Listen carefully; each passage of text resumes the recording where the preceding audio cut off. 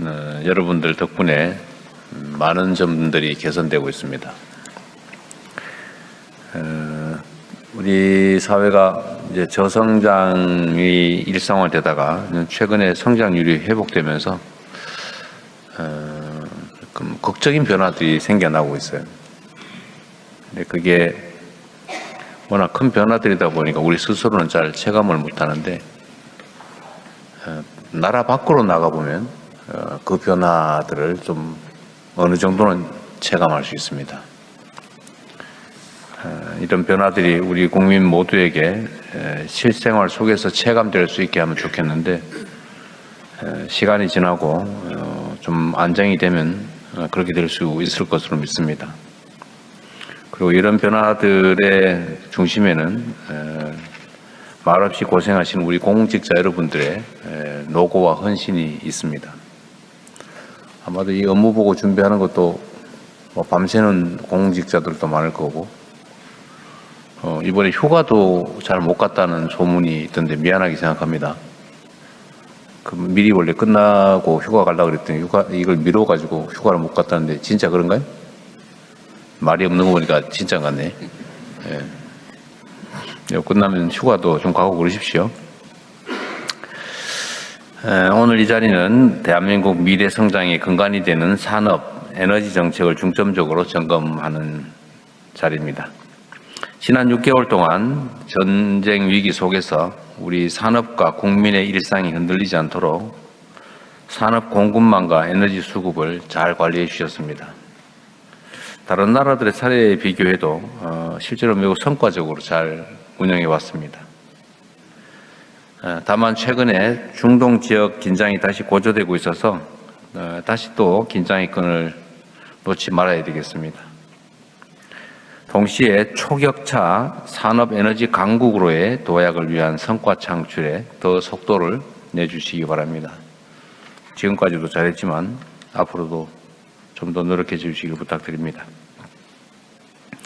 지금 세계는 인공지능을 중심으로 산업의 틀이 통째로 바뀌는 대격변기를 맞이하고 있습니다. 이런 시대일수록 과감한 도전과 투자 그리고 속도전이 필요합니다. 그리고 결국 핵심은 대체 불가 대한민국, 대체 불가능한 우리만의 경쟁력을 만드는 것입니다. 변화의 흐름을 기민하게 읽어내서 미래를 설계하고 또 혁신의 토대를 제대로 만드는 것이 바로 시대가 요구하는 정부의 중요한 역할이라고 생각됩니다. 확고한 산업 경쟁력과 탄탄한 에너지 안보 체계를 갖추는 것이 어떤 외부 환경 변화에도 쉽게 흔들리지 않는 든든한 대한민국을 만드는 길입니다.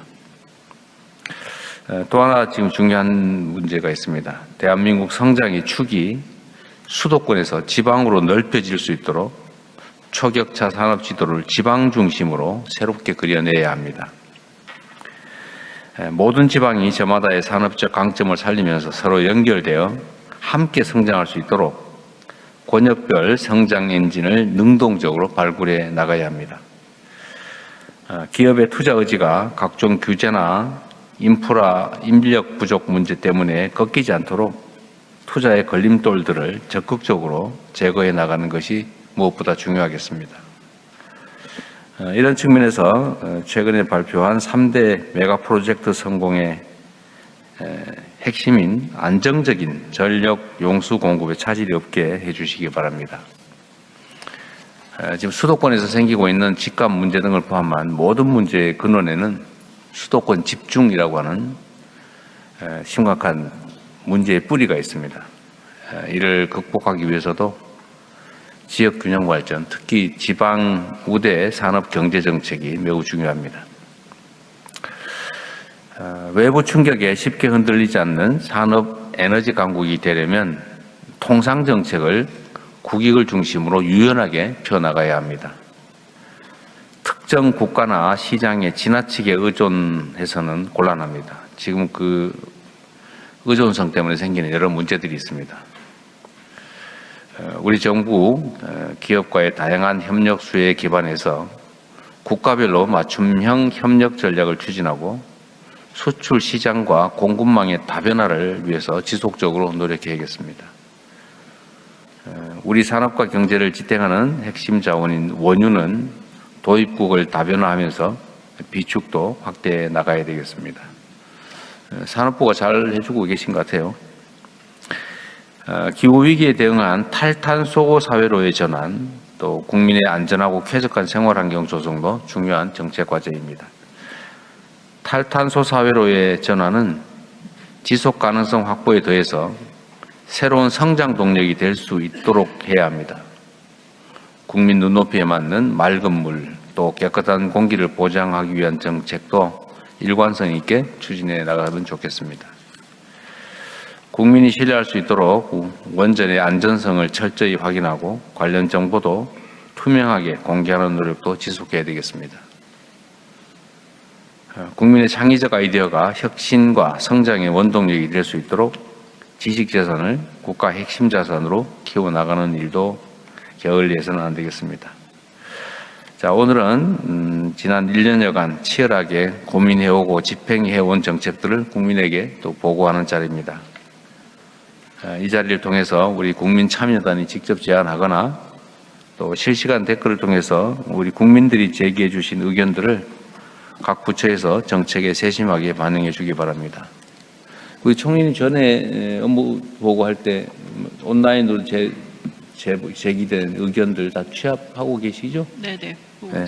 오늘도 우리 국민 여러분께서 주시는 의견은 직접 여기서 발표하지 못하는 경우가 많겠지만 저희가 실제로 다 취합해서 정부 정책에 충실하게 반영하도록 하겠습니다.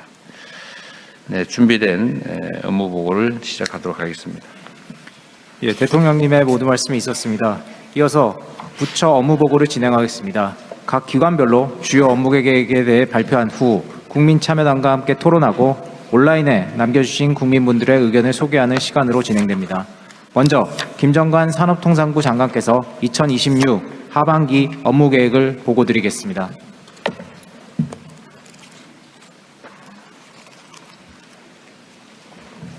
네, 초성장, 신공간, 대체불가 산업강국 도약을 위한 산업통상부의 2026년 하반기 업무 계획을 보고드리겠습니다. 먼저 산업통상자원정책에 대한 현장의 목소리를 들어보겠습니다. 수많은 청년들이 수도권으로 향합니다. AI를 업무와 경영 전반에 얼마나 효과적으로 적용... 석유 공급 차질로 휘발유와 경유 가격이 급등했고 기름값이 이제 짜고 나면 오르고 이 업을 포기할까도 생각했는데 솔직히 유가 최고제를 시행하고 나서는 걱정이 안 됩니다. 그래서 정부를 믿으니까요. 전쟁이 발발하면서 핵심 원료인 나프타에 대한 공급이 원활치 않았습니다. 정부에서 발빠르게 대응을 해주셔가지고 당시 어려운 상황에도 불구하고 또 위기를 잘 극복하고 넘겼고요. 이와 관련해서 저희 다른 해외 사업장들이나 외부에서 봤을 때 상당히 좀 부러움을 사는 분위기였습니다. 기업들의 투자도 사실 예전보다 신중해졌고 지역에도 드디어 대규모 투자가 이루어진다는 것이 지역 기업들에게는 정말 새로운 성장 기회가 생긴다는 의미라고 생각합니다. 젊은 인력들이 지금 모자라는 상황이고요. 피지컬 AI 부분이 현재 인력난이나 고령화 이런 부분에서 많이 도움이 될 거라고 기대하고 있습니다. 현재 상황에서는 수도권으로 커리어 때문에 많이 이직을 하고 있다면 메가 프로젝트를 통해서 굳이 수도권을 가지 않아도 지방에서 충분히 커리어를 쌓을 수 있는 환경이 조성될 거라고 생각합니다. 숙련 기술을 단시간에 전달하기가 쉽지가 않습니다. 고도화된 숙련 기술에다가 저의 경험과 노하우 합쳐진다면 제조 경쟁력이 강화될 거라고 생각합니다. 인력이 안 들어오고 그러니까 기술 전수할 공간이 확 생겼거든요. 암묵지 과제를 통해서 전수를 해야 되겠다 후배들한테. 또 전 세계에서 최고잖아요. 후배들이 이 신화를 그대로 이어갈 수 있었으면 좋겠습니다. 대체불가 산업강국 대한민국 파이팅!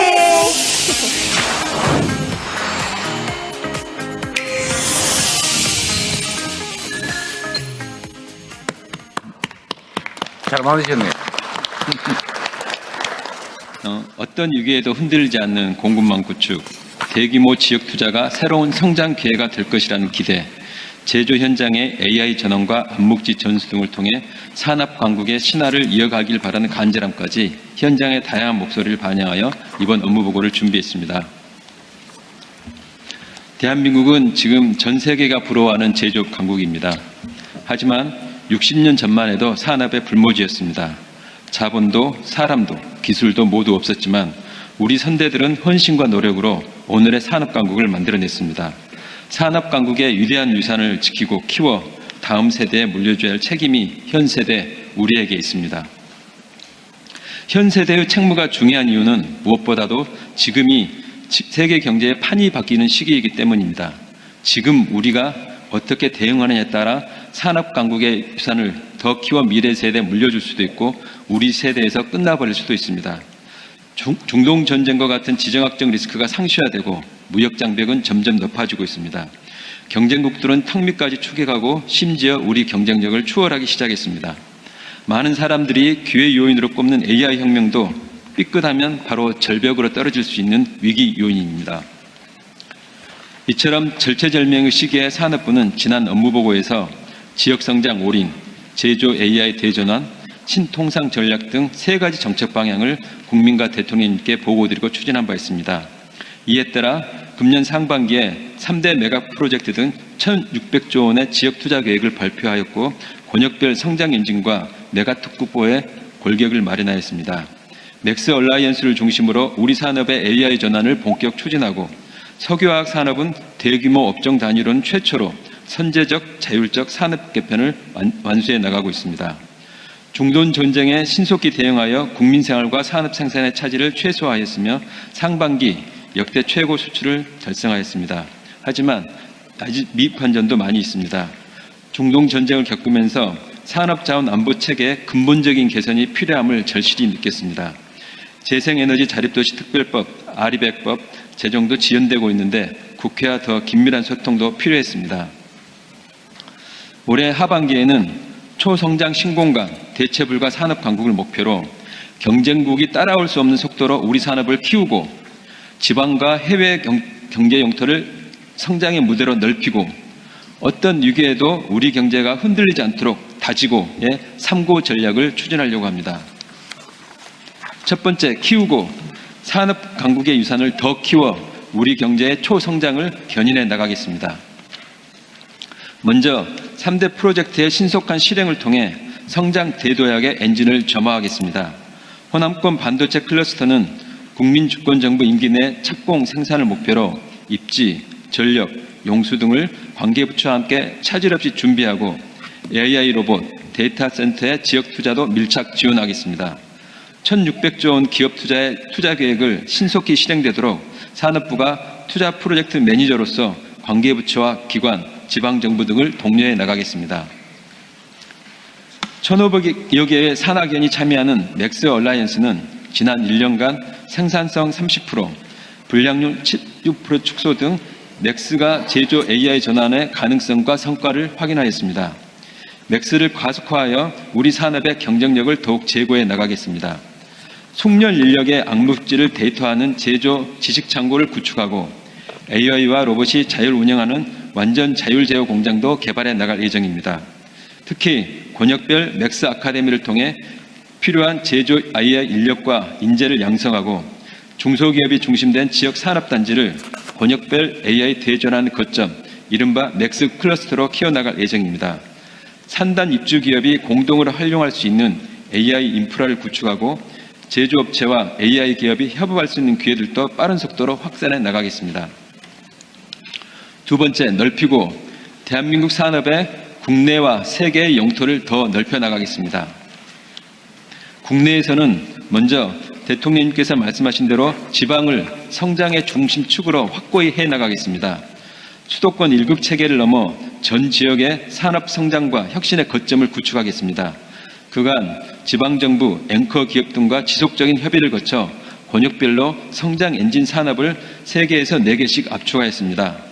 향후 지방시대위원회 논의를 거쳐 8월 말 대통령님 주재 중앙지방협력회의에서 권역별 성장 엔진을 선정 발표할 예정입니다. 권역별 성장 엔진 산업에 대한 투자에 대해서는 메가특구법과 7대 패키지를 통해 전폭적인 지원을 해나가겠습니다. 연내 메가특구법을 제정하고 제1호 메가특구를 지정하겠습니다. 대통령님께서 임명하실 최고 운영 책임자 이른바 짜르가 규제 특례와 인허가 등을 통합 조정토록 하여 투자의 속도를 높이도록 하겠습니다.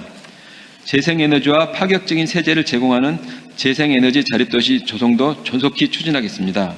국회에 긴밀히 소통하여 금년 하반기에는 반드시 재생에너지 자립도시 특별법 통과를 해내겠습니다.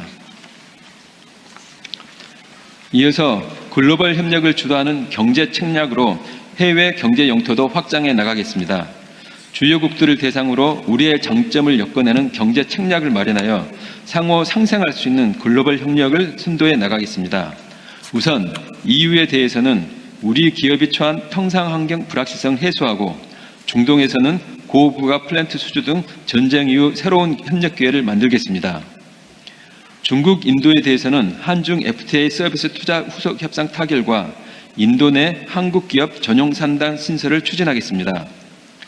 미국과는 조선, 원전 등 전략산업 협력을 본격화하고 남미와는 핵심 광물 협력 강화 등 정상 외교 성과도 공고히 해 나가겠습니다. 특히 근본 남미 순방은 사실 통상, 수출, 공급망, 광물 확보 등 어떻게 보면 대통령님께서 저희 산업부 업무를 위해서 순방을 했다고 해도 과언이 아닐 정도라고 생각합니다. 거기에 맞는 성과가 내도록 최선을 다하겠습니다. 아울러 아세안, 멕시코 등 신규 시장을 확보하고 K 콘텐츠 소비재 수출을 가속화하도록 CPTPP 가입도 검토해 나가겠습니다. 그 과정에서 농업계, 국회 등 이해관계자의 의견을 충분히 수렴해 나가겠습니다. 세 번째, 다지고 산업자원 안전망과 산업 생태계 성장으로 산업 강국의 기반을 튼튼히 다져 나가겠습니다. 중동 전쟁을 겪으면서 산업자원 공급망 안정이 국민 경제와 국가 안보에 필수적임을 모두가 느꼈습니다. 앞으로 어떤 위기도 견뎌낼 수 있도록 산업자원 안보 체계를 근본적으로 혁신하겠습니다. 원유와 가스는 중동산 비중 축소 등 도입 국가와 도입 노선을 다변화하고 비축을 확대해 나가겠습니다. 나프타에 대해서는 실질적인 다변화가 가능한 에탄 혼소를 가능하도록 지원하겠습니다. 이를 통해 원료와 도입국 다변화를 도모하겠습니다. 나프타와 함께 의료용 PE 등 국민 생활과 산업에 필수적인 석유화학 제품 비축도 추진하겠습니다. 우리 산업의 필수적인 핵심 광물은 새만금의 전용 비축 기지를 구축하여 비축 품목과 물량을 대폭 확대하겠습니다. ODA 등을 통해 남미, 동남아 등 핵심 광물 보유 국가의 정부 간 전략적 협력을 확대하겠습니다. 특히 광물에 대한 조직, 구성 등 거버넌스를 전면 개편하여 광물 안전망을 구축하겠습니다. 재원 측면에서는 원유와 핵심 광물 확보, 비축 확대 등의 장기적인 시기에서 지속적으로 지원할 수 있는 산업자원안보 기금을 신설하여 뒷받침하겠습니다. 산업기술안보 측면에서도 중소기업 등 기술 유출 사각지대 관리를 강화하고 기술 유출 범죄는 일벌백계하여 그 시도부터 사전에 차단토록 하겠습니다. 생태계의 본질은 탄생부터 성장, 소멸, 재탄생의 순환입니다. 함께 성장하고 산업 전환과 재편을 통해 소멸이 재탄생의 양분이 되어 유망 전략 산업으로 진화하는 산업 생태계의 선순환을 만들겠습니다. 우선 수요 대기업과 협력업체가 함께하는 산업 생태계 함께 성장 프로젝트를 추진하겠습니다. 소부장 실증 기회를 제공하고 기술 이전과 구매 허약 등을 통해 생태계 전반의 혁신 역량을 높이겠습니다. 이와 함께 독자 기술 역량을 보유한 앵커형 중견기업 확충, 초보 중견기업의 성장 지원 등 기업 성장 차단을 강화하겠습니다. 방산, 원전 등 새로운 전략 품목을 육성하여 우리 산업의 포트폴리오를 더욱 확장해 나가겠습니다. 물려받은 위대한 유산을 더 키우고 더 넓히고 더 다지는 일, 모든 주체가 힘을 합쳐야 이뤄낼 수 있습니다. 산업부는 지방정부, 기업과 노동계, 청년 등 각계각층의 모든 구성원과 충분히 소통하여 협력과 시너지를 이끌어내겠습니다. 산업부 전 직원이 직접 발로 뛰는 현장 소통을 강화하겠습니다. 아울러 과거 영국의 토니 블레어 총리가 정책 이행 성과를 전담 관리하는 이른바 총리 직속 성과기구를 설치, 성과를 창출한 것을 벤치마크하여 산업부의 장관 직속 이행 성과를 전담하는 정책 성과 혁신단, 이른바 정성단을 신설하려고 합니다. 이를 통해 오늘 보고드린 업무 계획의 진행 상황을 실행 관점에서 면밀히 점검하여 반드시 성과를 창출토록 해 나가겠습니다. 안으로부터의 업무 행정도 AI 기반으로 혁신해 나갑니다. AI를 활용하여 더 신속하고 더 똑똑하게 일하겠습니다. 산업통상 특화 AI 플랫폼, 이른바 통 AI를 구축하여 약 250만 페이지에 달하는 통상협정문을 클릭 한 번에 비교 분석하는 등 업무를 효율화해 나가겠습니다. 이렇게 아낀 여력을 성과를 만드는 데 집중해 나갈 예정입니다. 마지막으로 중용 23장으로 산업부 전체 직원의 각오를 대신합니다. 작은 일도 무시하지 않고 최선을 다해야 한다. 작은 일에도 최선을 다하면 정성스럽게 된다. 그러니 오직 세상에서 지극히 정성을 다하는 사람만이 나와 세상을 변하게 할 수 있는 것이다. 오늘 업무 계획의 실행에 최선과 정성을 다하여 우리 산업과 대한민국 변화를 반드시 이루어내겠습니다. 대체불가 산업강국, 산업부가 앞장서겠습니다. 감사합니다.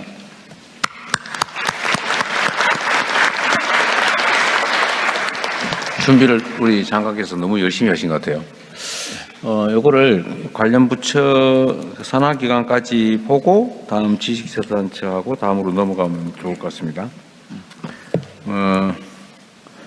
우선은 산업부는 사실은 주로 대기업이나 국가 산업 정책 전반 이런 걸 담당하는데 중소기업은 좀 제외돼서 어떨지 모르겠는데 하여튼 우리 경제의 가장 심각한 문제가 K자 성장의 양극화라는 거 아닙니까? 물론 양극화가 온갖 영역에 다 있죠.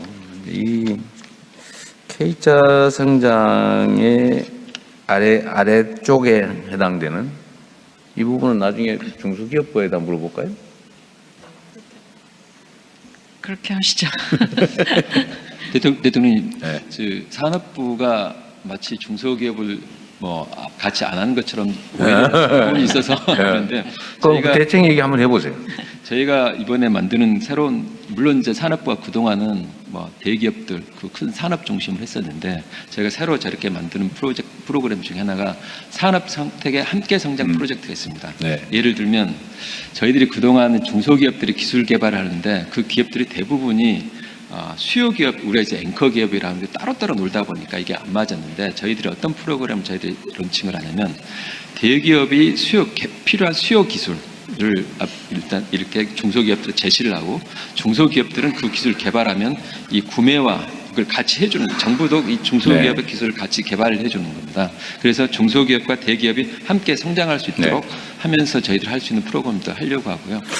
이와 함께 우리 지금 이 소비재 부분의 많은 부분은 대부분이 이제 저희들이 중소기업들이 많이 나갑니다. 이번에 저희들이 남미 가서도 저희들이 확인을 했는데, 근데 큰 이슈 중에 하나가 중소기업들이 많이 가다 보니까 못하는 부분들이 마케팅이라든지 유통, 특히 R&D 이런 부분들이 굉장히 취약하다는 것을 저희들이 발견을 했습니다. 그래서 그런 부분들은 코투라를 통해서 유통망을 같이 구축을 해 나가면서 중소기업들을 지원할 예정이고요. 그런 부분들에서는 저희들 좀 효과가 있을 거라고 저희들은 생각을 하고 있습니다. 그러니까 산업 생태계라고 하는 게 예를 들면 규모가 크든 아니면 힘이 세든 이쪽에 강자 측하고 또 거기에 일부를 구성하거나 아니면 거기에 기반이 되는 중소기업들, 소위 소재 부품 장비, 전후방 관련 기업들이 수평적으로 네트워크를 유지하면서 소위 상생해야 이게 건전한 산업 경제 생태계가 만들어지잖아요. 네, 그렇습니다. 근데 한때 우리 산업 구조가 힘센 대기업들에게 나머지가 거의 착취당하는 소위 원가 후려치기, 온갖 기술 탈취, 이런 얘기들이 나올 정도로 이게 수직적 관계. 이제 이런 게 일종의 한계였는데 이제는 이게 수평적인 네트워크로 바뀌어가야 되지 않습니까?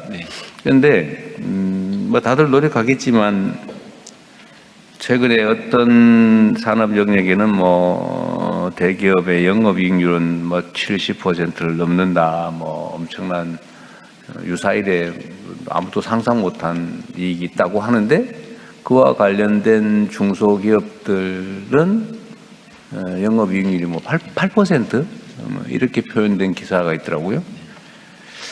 이게 그런데 이제 반대로 예를 들면 경영상이 아주 악화되면 그게 이제 관련 중소기업들한테 이제 부담이 전가되잖아요.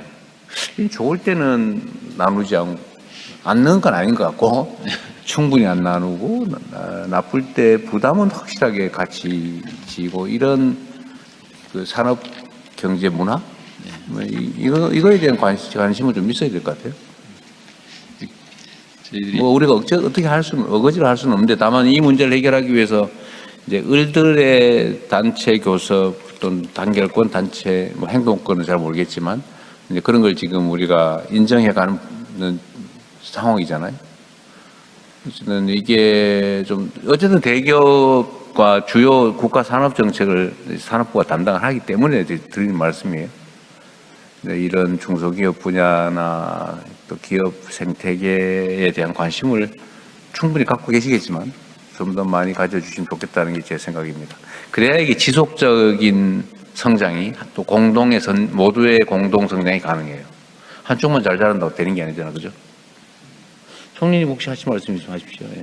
네, 제가 중소기업 담당 하다가 한때 지난번에 저 옆에서 같이 보고 드렸었는데 제가 드는 생각은 그렇습니다. 지난번에 이제 산업부 장관님께도 사실 석화 관련해서 변경될 때도 보면 대기업의 구조조정 이야기는 관심 속에 있지만 그 밑에서 일하고 있는 중소기업이나 그다음에 소상공인들에 대해서는 어떤 대책이 정부가 있는 거냐. 그게 이제 중소벤처기업부 역할이기도 하지만 한편으로는 중소벤처기업부는 어떤 결정도 할 수 없는 상황 속에서 대기업의 구조의 결정이 이루어지고 그러면 구조가 조정되고 나면 그 뒤에 이제 벌어지는 문제.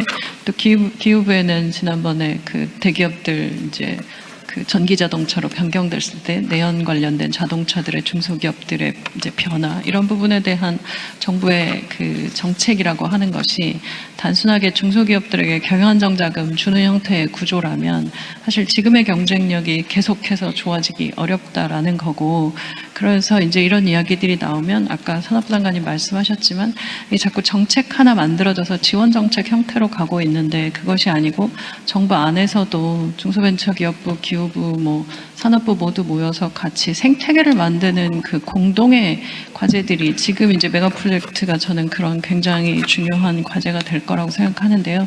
그런 구조 속에 부처들의 역할도 역시 협업 구조 속에 있어야 된다는 생각이 좀 듭니다. 그래서 그런 부분에 대해서 이제 좀 말씀을 드리고 이게 서로 힘을 합쳐서 가도 사실 구조가 만들어질까 말까 한 부분들인 것 같아서 그 부분에 대한 말씀 드리고 싶었습니다. 총리께서 앞으로 총리의 업무 중에 하나니까 잘 챙겨주시면 될 것 같습니다. 네, 잘 하겠습니다. 그리고 국민 좀 참여단하고 이제 일본 국민 여론 듣는 거는 산하기관들 얘기를 잠깐 살펴본 다음에 한꺼번에 좀 하도록 하겠습니다. 강원랜드는 누가 나오셨어요? 어디 계세요? 네, 강원랜드 대표이사 직무대행 남한규입니다. 강원랜드는 지금 현재 국내 내국인 출입 가능한 이거 뭐라고 그래야 되나 이거 카지노입니다. 카지노. 네. 카지노는 이게 유일하죠. 네, 그렇습니다. 지금 과거에 제주도나 이런 데 있던 그 카지노들은 호텔에 있던 카지노. 네. 그거는 지금 현재는 민간이 내국인은 출입 못하는 건가요? 네, 그렇습니다. 지금 현재 카지노 전체 현황이 총 18개고요. 그중에 내국인 카지노는 강원랜드가 유일합니다. 네. 나머지 17개가 외국인 전용 카지노로 운영되고 있습니다. 지금 지방 사정들이 워낙 나쁘다 보니까 우리도 지금 내국인 출입 카지노 만들어 달라고 여기저기서 요구를 하는데 강원랜드 입장에서는 그거는 좀 납득하기가 용인하기가 쉽지 않겠죠? 네, 지역 여론도 그렇고 사실 그렇습니다. 강원도는 폐광 지역이 많아지면서 네. 그 대안으로 시작한 일이긴 하죠. 네. 강원랜드가 가진 뭐 특별한 문제가 있거나 그러진 않죠? 네, 그렇습니다. 매출이 좀 줄었다는 소문이 있던데 그런가요? 네.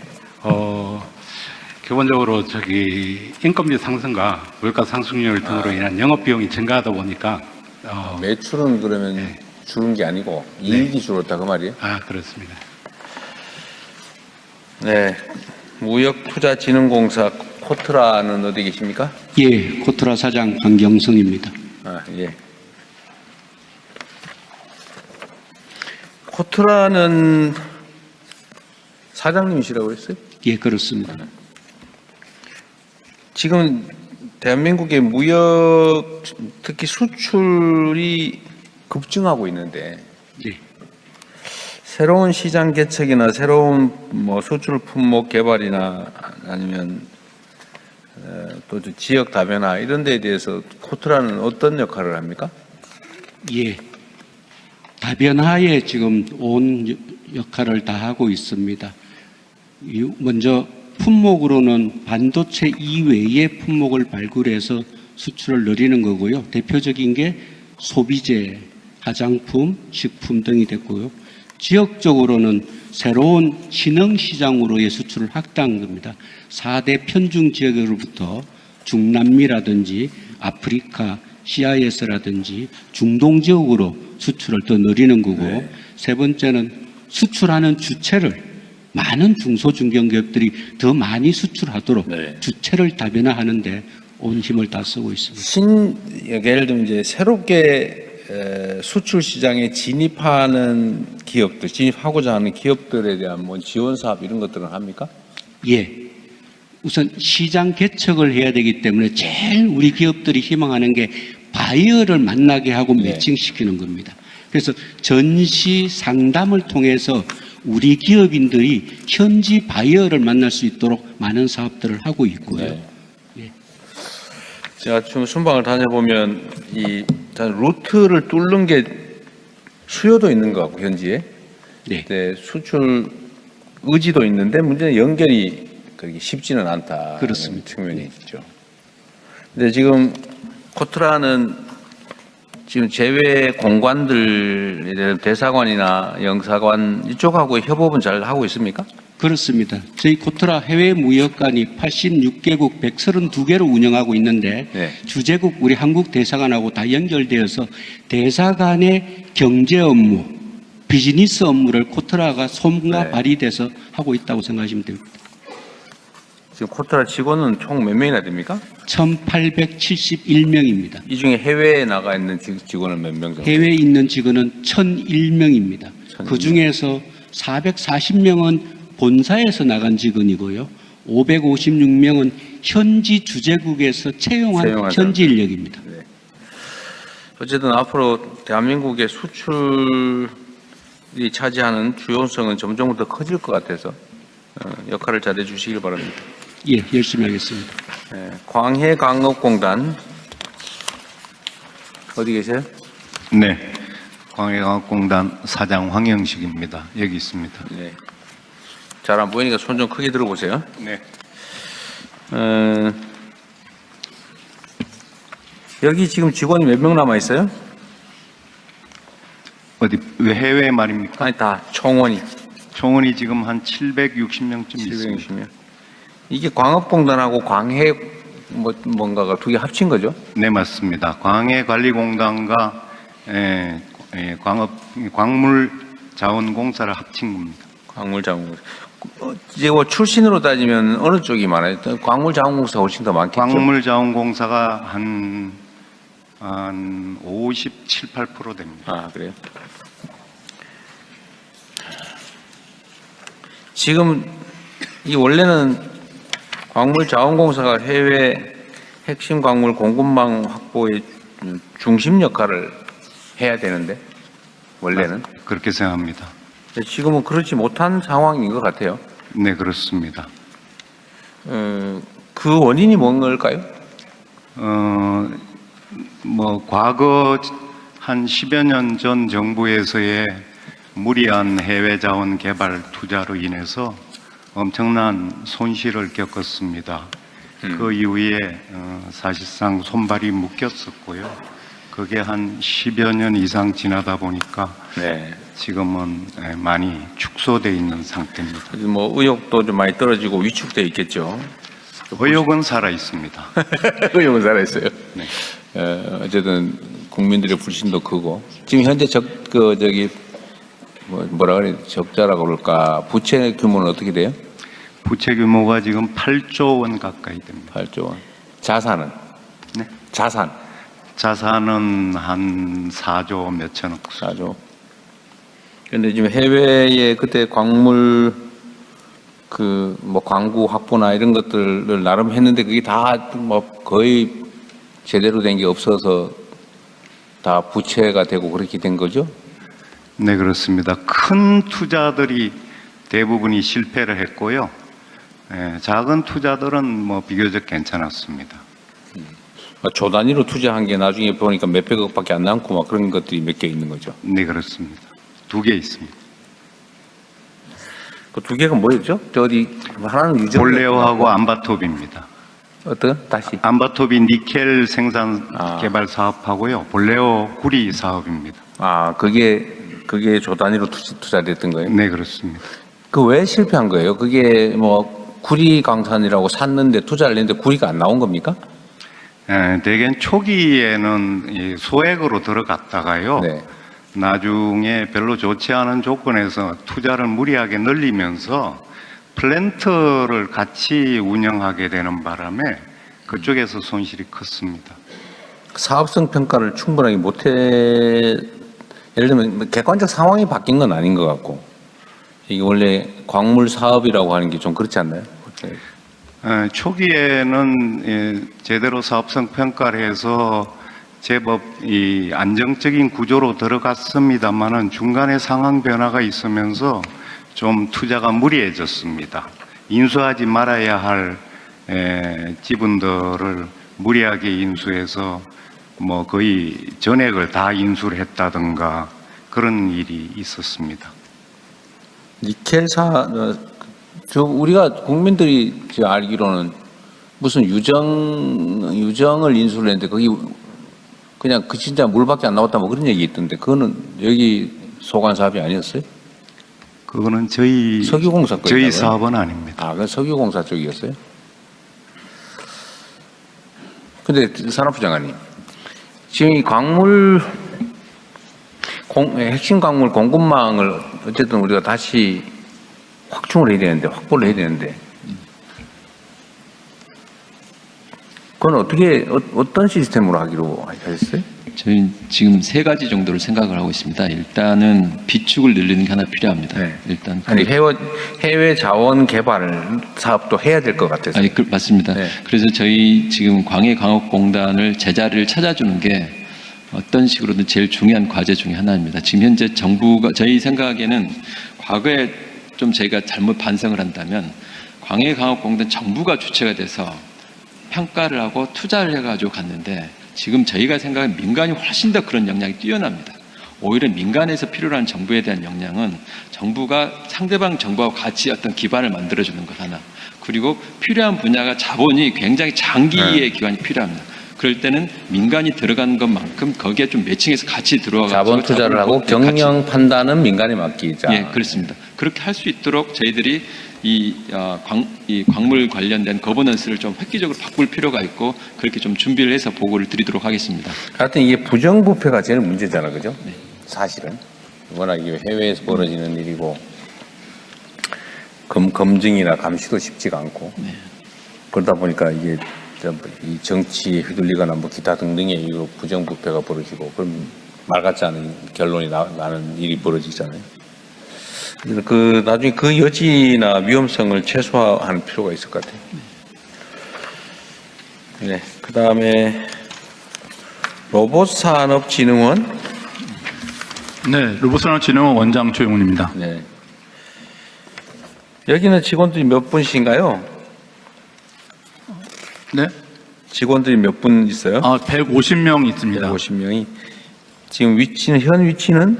대구시 북구에 대구. 있습니다. 대구에? 3공단에 소재하고 있습니다. 아, 그렇군요. 이 로봇산업과 인공지능은 매우 밀접한 관련이 있는 분야 같아요. 네, 그렇습니다. 지금 그러면 이때까지는 로봇 개발 뭐 이런 쪽에 집중을 했는데 인공지능과 좀 연결하는 사업들은 뭐 어떻게 하고 있어요?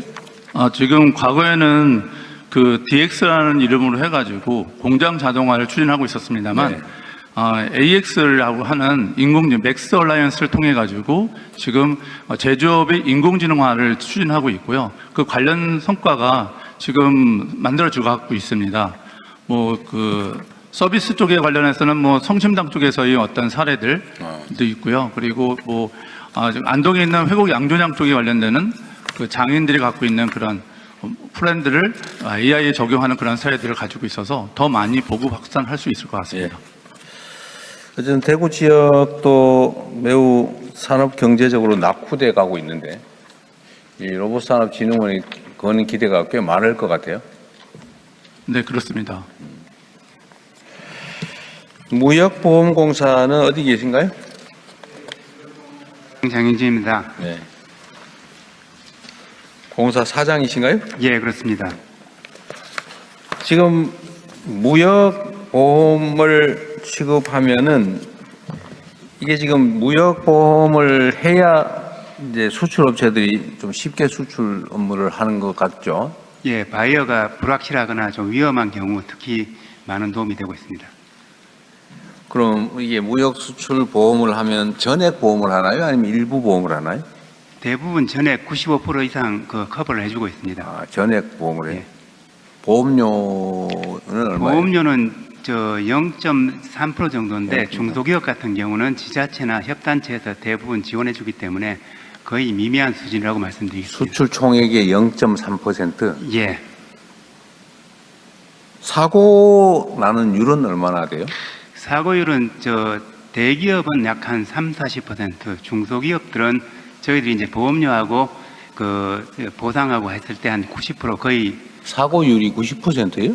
그러니까 보험료를 받은 거를 거의 다 보험금으로 지급한다고 말씀드리면 되겠습니다. 그거는 이제 보험료 지급률일 테고. 예. 내가 물어보는 거는 이제 보험을 들었는데 사고가 얼마나 나냐 이 말이잖아요. 사고율이 제가 지금 그 관련 숫자는 갖고 있지 않지만 저희들이 보통은 보험료 지급 기준으로 하기 때문에 그거는 지금 제가 정확하게 좀 답변드리기 어렵습니다. 0.3%인데 거의 들어오는 거 나가는 거 비슷하면은. 근데 저희들 보면은 굉장히 낮은 사고율 자체는 굉장히 낮을 것으로 지금 생각되고 있습니다. 300건 중에 한 건 정도 난다고 보면 되나? 예, 알겠습니다. 이게 지금 수요가 점점 많아지고 있겠죠? 예, 작년에 268조에서 금년에 한 315조 정도 예상하고 있습니다. 보험 상품 대가가? 예, 판매 규모가요. 피보험 가액이 그렇다는 거죠? 예, 그렇습니다. 지금 요구하는 만큼 다 해주고 있어요? 예, 그렇습니다. 전에 제가 어디서 들어보니까 이거 늘려달라 이런 얘기가 많았었는데 지금 원하는 만큼 못한다는 뜻인데? 그래서 최근에 저희들이 특히 중소 중견기업 같은 경우는 한도를 과거에 중소기업 같으면 100억에서 지금은 200억 이상으로 늘렸고요. 중견기업 같은 경우는 200억에서 400억 이상으로. 근데 제가 좀 전에 물어봤잖아요. 원하는 만큼 다 해줄 수 있냐고 하고 있냐고. 예, 그렇게 하고 있습니다. 그리고 사실 지자체라고. 그러면 늘려달라는 소리를 할 이유가 없는데? 한도 문제가 많이 있을 것 같습니다. 그러니까 기업들이 지난번에 말씀드린 거는 선박 수출 RG 보험을 해달라는 그거 말고도 일반 수출 보험 이것도 내가 중소기업 이런 데다 만나보면 그거 늘려달라 뭐 이런 얘기가 많아서 저희들이 충분히 못 해주는가 보다 이렇게 저희들이 생각했는데. 신보나 기보만큼은 아니지만 보증 상품도 취급을 하고 있는데 그게 한 1년에 6조 정도 됩니다. 그런데 그 부분에 대해서 한도 문제가 걸려서 기업들은 계속 좀 늘려달라는 요구가 있고 저희들이 최근에 대폭 확대하고 있습니다. 그건 제가 물어봤잖아요. 그게 충분히 해주고 있냐고. 충분히 못하니까 늘려달라고 했겠죠. 기업들은 늘 다다익선이라고 하지만 저희들은 과거에 비해서 지금 최근에 2, 3년 동안 계속 대폭적으로 늘리고 있습니다. 사고율도 높지 않고 보험료 0.3% 징수한 걸로 보험금 지급 충분히 할 수 있다고 하면 좀 더 대폭 늘려서 수출 기업들이 보험을 가입하고 싶으면 웬만하면 다 해주는 게 맞을 텐데. 예, 지금도 하고 있는데 말씀대로 더욱더 확대하는 방안을 찾아보겠습니다. 지금 연간 우리가 수출액이 올해 1조 달러쯤 될 거라고 하는데 물론 이제 대기업들이 하고 있는 거야 보험이 필요 없겠지만 그중에 지금 신규로 확장되는 뭐 K푸드나 K뷰티나 이런 거 소액 그 수출품이 많잖아, 그죠? 예. 그런 경우는 수출 보험 요구가 상당히 많을 것 같은데. 예, 그런 부분도 최근에 저희들이 과거에는 제조업 위주로 하다가 지금은 엔터테인먼트, 그 소비재 그리고 뭐 저 서비스까지 다 포괄해서 지금 계속 확대하고 네. 있습니다. 어쨌든 그 현장의 기업 수출 기업들이 그 겪는 어려움이 있으면 그 관료적인 입장에서 통제하는 것을 좀 넘어서서 적극적으로 좀 늘려가는 방향을 검토해 보십시오. 예, 알겠습니다. 제도적 보완이 필요하면 뭐 제도적 보완을 하더라도. 예. 네, 한국산업기술원은 어디 계신가요? 네, 한국산업기술진흥원 전현종 원장입니다. 네, 한국산업기술진흥원. 여기는 지금 소재지가 어디인가요? 지금 서울에 있습니다. 서울에 몇 명 계세요? 450명입니다. 450명. 맥스 인프라 확충 지원 체계 마련.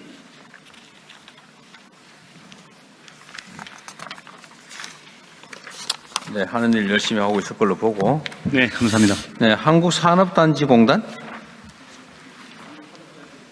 산단, 국가 산단 전체를 관리합니까? 지금 어디? 지금 저기 산업단지가 1,366개가 있는데 국가 산단? 국가 산업단지가 네. 55개가 있고요. 저희가 관리하고 있는 국가 산업단지는 36개입니다. 나머지는 어디서 관리해요? 그러면? 나머지는 그 관리권자가 직접 관리를 따로 하고 하고? 있습니다. 네. 그거 이상하네. 직접 관리하는 데하고 지금 여기 산업단지 공단이 관리하는 데는 어떤 차이가 있어요? 저희가 직접 관리하고 있는 데는 저희가 그 산업단지에 기업들이 입주하게 되면은 그 입주 관리하고 그 기업들의 경영이라든지 기술 개발 역량을 좀 보태주기 위해서 정부의 사업을 저희가 그 산업단지 현장에서 지원을 해주는 역할을 하고 있습니다. 내가 질문하는 걸 잘 못 알아들으신 모양인데 산업단지공단이 직접 관리하는 국가산단하고 네. 산업단지 공단이 직접 관리하지 않고 각자 알아서 독자적으로 관리하는 산업단지는 어떤 차이가 있냐고 물어봤죠. 저기 산업단지가 국가 산단하고 또 일반 산단들이 있습니다. 그러니까 근데 아까 이 국가산단 중에 일부는 여기서 관리하고 일부는 직접 알아서 독자적으로 관리되고 있다면서요? 저희가 관리하고 있는 산업단지는 입주되어 있는 기업들을 지원해주고 있고요. 산업단지 중에서 개별 시설이 있는 데는 관리권자들이 시설을 관리하고 있는 겁니다.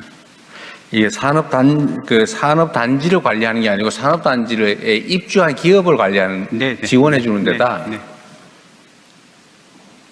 다시 한번 그러면 아까 얘기했던 거 있잖아요. 뭐 산단이 몇 개가 있는데 몇 개는 어떻게 하고 그렇게 얘기했잖아요. 그거 다시 한번 해보세요. 네, 저기 전국의 산업단지가 1,366개가 있습니다. 그중에 국가 산업단지가 55개가 있고요. 일반 산업단지가 770개, 도시첨단이 55개, 농공산단이 486개가 있습니다.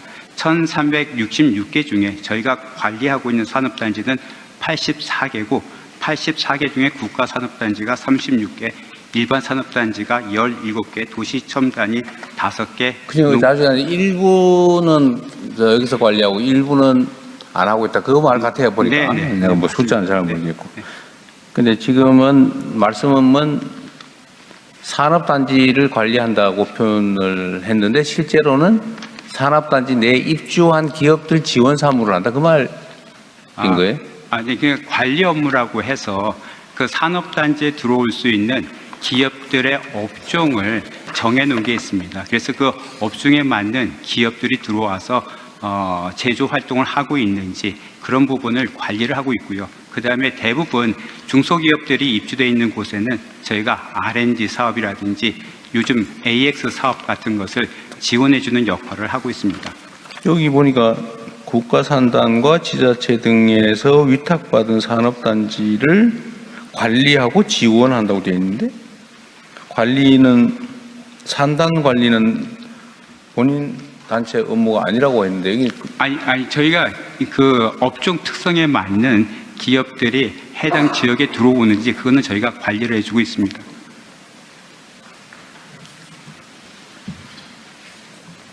업종 적합성 여부를 판단해 준다. 네, 맞습니다.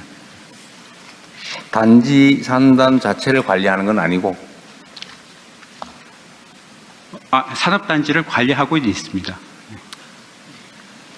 알아들었어요? 관리한다는 거예요, 안 한다는 거예요? 관리를 하고 있습니다. 네.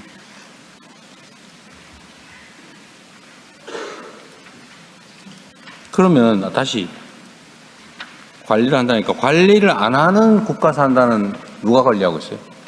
그 시설 관리권자가 직접 하고 있습니다. 저희가 그러니까 저기 이 산업단지 공단이 관리하고 있는 국가산단이 있고 네. 여기서 관리하지 않고 그 시설 주체가 직접 관리하는 국가산단이 있다. 네. 이렇게 말했잖아요. 이건 또 네. 원래 되돌아갔는데 이 두 개의 차이는 뭐냐고요. 왜 어떤 거는 여기 국가산단이 산업단지 공단이 관리하고 어떤 거는 직접 하고 그러냐. 근데 그게 궁금해서 물어본 거예요, 처음에. 그거는 산업단지에 주로 다양한 기업들이 입주돼 있는 경우에는 한국산업단지 공단이 관리하고 입주 지원 업무를 맡아주고 있고요. 산업단지의 개별 시설물만 있는 경우에는 그 시설물을 관리하고 있는 관리권자가 직접 관리하고 있는 겁니다. 대통령님, 산업부 차관입니다. 네. 예를 들어서 설명드리는 게 쉬울 것 같은데요. 용인의 국가산단을 삼성이 하고 있지 않습니까? 삼성이 그 입주하죠. 부분은 네. 삼성이 전체적으로 다 쓰기 때문에 삼성이 관리를 하게 됩니다.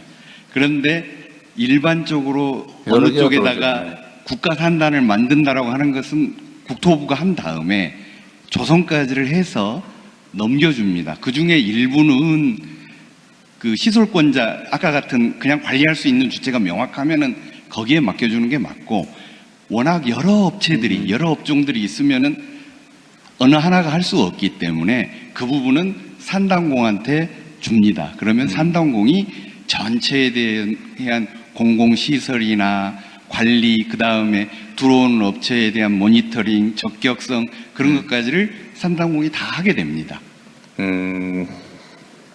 이해했습니다.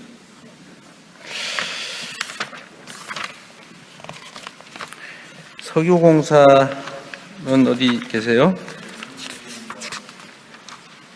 네, 석유공사. 예, 한국석유공사 사장 손유석입니다. 여기는 요새 직원 몇 명 있나요? 예, 1121명 근무하고 1100명. 있습니다. 지금 소재지가 어디죠? 저기 울산 중구에 울산에 소재하고 가 있습니다. 있어요. 여기도 지금 원유 수급 다변화나 이런 것들을 하려면 여기가 역할을 좀 제대로 해야 될 텐데, 이번에 원유 수급 위기 때 별로 눈에 안 띈 것 같아요. 왜 그랬을까요? 그러지는 않다고 생각하는데요. 제가 안 보는 데서 활동을 하셨는 거예요? 네. 저기 전략 비축률을 수합을 통해서 정유사에다가 저희도 2,687만 배럴을 공급했고, 국제 공동 비축률을 통해서 2,016만 배럴을 공급했습니다. 네, 가지고 있는 거 관리하는 건 잘하셨고, 네. 새로운 이제 원유 도입선을 확보한다든지 뭐 그런 것들은 원유 도입선 확보하는 것은 공급망 확충을 저희들이 정유사나 아니면 트레이딩사, 국제적인 트레이딩사를 통해서 저희들이 이제 합작 투자를 하거나 이런 방법을 통해서 하고 있습니다. 그러니까 그거는 개별 원유 수입사, 아니 정유회사들이 하는 일이고, 그거를 위해서 원유 수입선을 다변화하기 위한 이제 정부 차원의 역할은 산업부가 꽤 나름 하고 있었던 거고, 우리 특사께서도 갔다 오시고 했는데, 석유공사 차원에서 한 건 뭐가 있어요? 저희가 지금 특별히 한 것은 없지만 지난번에도 우리 특사님 같이 카자흐스탄도 같이 동행을 했었고. 같이 갔다 왔어요? 예.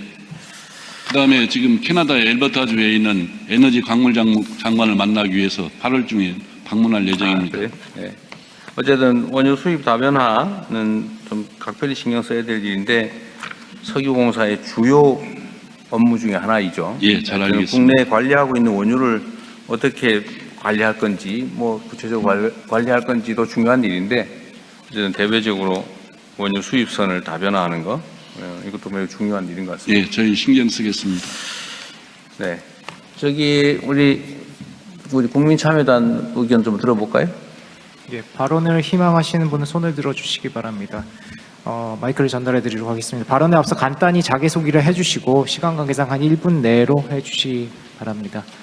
예, 1열에 정장 입고 계신 분. 예.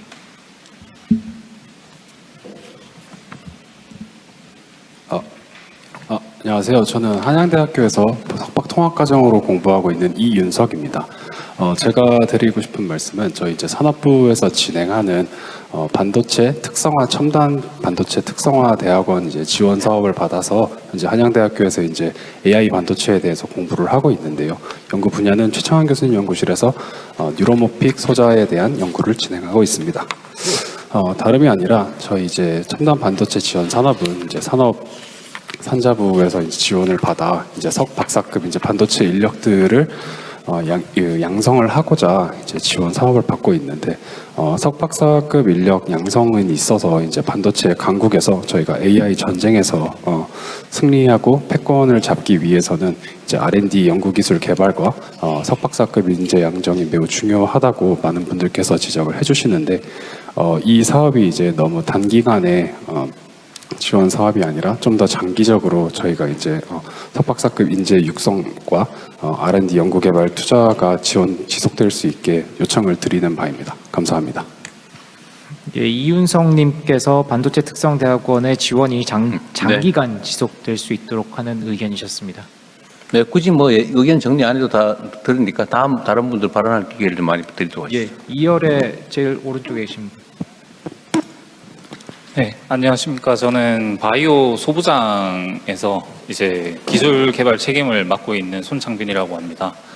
저희가 산자부 지원을 통해서 그 바이오 소부장 중에 세포배양 배지를 국산화 기술을 확보를 했습니다. 이제 저희가 셀트리온이나 삼성이나 의약품 만드는데 가장 중요한 원료를 국산화 기술을 성공을 했는데 아까 그 함께 성장이 지금 필요한 시점입니다.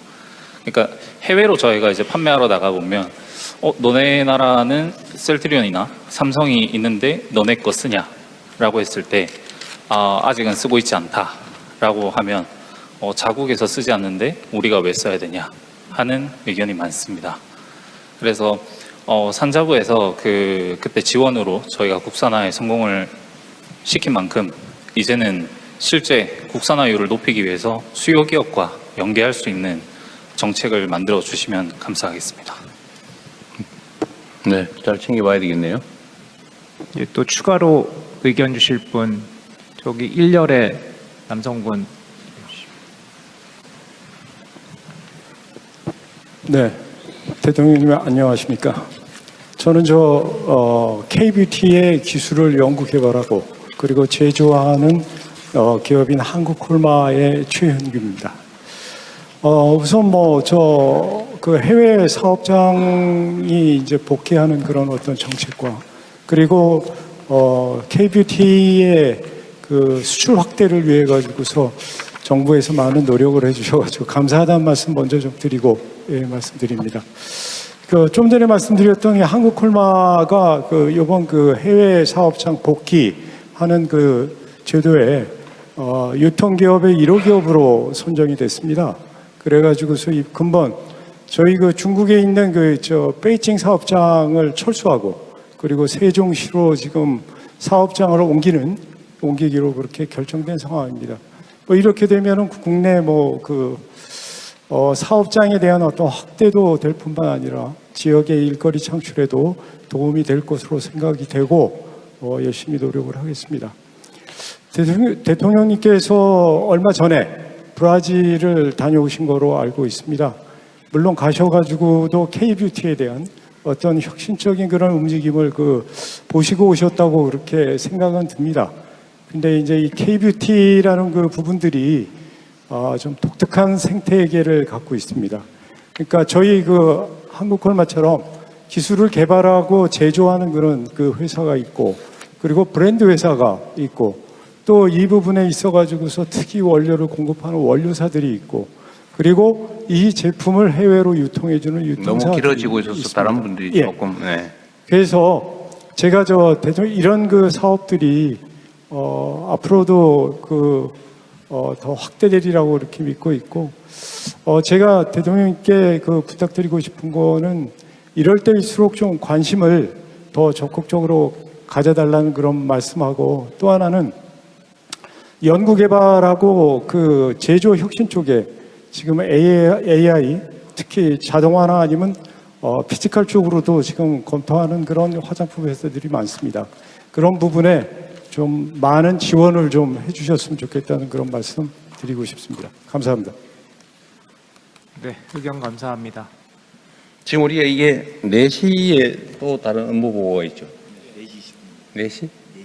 20분에 4시까지 끝내는데 조금 한두 분만 좀 가급적이면 간략하게 해주시면 다른 분들도 발언할 기회가 많이 생길 것 같아요. 예, 제 1열에 계신 여성분 한번 이야기해 주시죠. 안녕하세요, 대통령님. 저는 평택시 오성면에서 온 모니카 마리아 박현숙입니다. 영광입니다. 저는 너무 떨려서 자료를 좀 읽겠습니다. 현행 대기환경보전법의 고체연료 사용 제한 지역을 보면 경기도에서 평택시가 빠져 있습니다. 평택은 대규모 산업시설, 물류시설이 밀집, 인구와 주거지역이 크게 증가했음에도 불구하고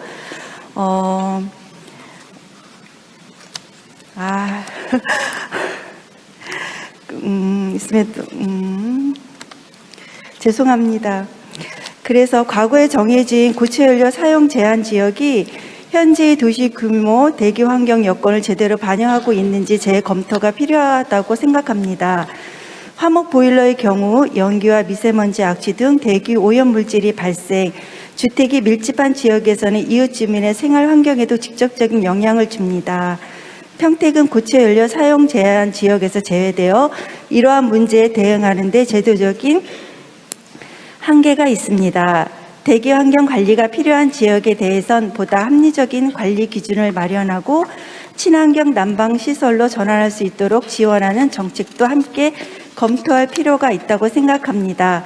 시민들이 일상에서 체감하는 것은 결국 우리가 살고 있는 지역의 공기가 얼마나 깨끗한가, 국가 산업 발전에 중요한 역할을 담당하고 있는 평택이 성장에 걸맞는 대기 환경을 갖출 수 있도록 평택도 제한 지역에 포함되도록 적극적으로 살펴봐 주셨으면 합니다. 부탁드립니다. 이상입니다. 네, 이제 그만하시고요. 다음 업무 보고를 하고 난 다음에 더 의견을 들어보도록 하겠습니다. 지금 3시 40분까지 끝내야 된다는데 4시에 다른 부처 업무 보고가 있어서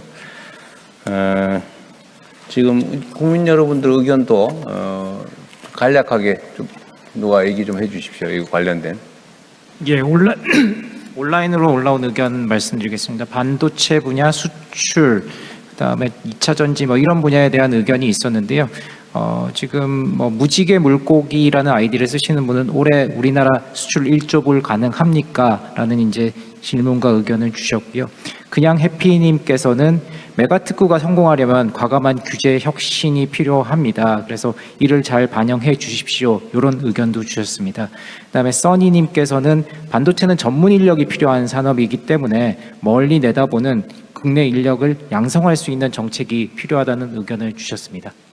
네, 수고하셨고요. 우리 산업부 장관님, 하여튼 인공지능 시대에 어떤 인공지능이 가지는 중요성을 대부분 다 알겠지만 이게 이제 우리 일상적인 삶에 엄청난 영향을 미치지 않겠습니까? 우리 일상 삶, 제조 현장, 또 여러 가지 영역에 정부 행정 엄청나게 영향을 미칠 텐데 문제는 이 인공지능을 어떻게 이해하고 어떻게 활용할지를 우리 국민들이 많이 알아놔야 좀 제조 현장에 인공지능 전환도 원활하게 이루어질 수 있을 것 같아요. 결국 다 사람이 하는 일 아닙니까? 이걸 과기부하고 좀 얘기를 하든지 해서 총리님하고 점심시간 때 잠깐 얘기를 했는데 우리 국민들께서 이 인공지능을 어떻게 활용할지에 대한 기본적 지식이라고 할까? 뭐 기능 이런 걸 좀 익힐 수 있는 시스템을 좀 만들어야 되고, 두 번째는 이 인공지능 분야의 일을 할 수 있는 역량을 가진 인재를 양성을 해야 될 거 아닙니까?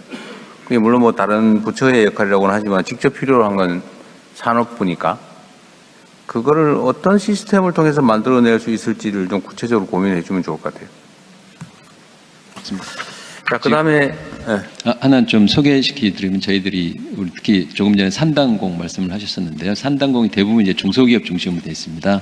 중소기업들이 특히 AI나 이쪽에 약해서 저희들이 새로 지금 도입을 하고 있는 게 맥스 아카데미라고 산단별로 있습니다.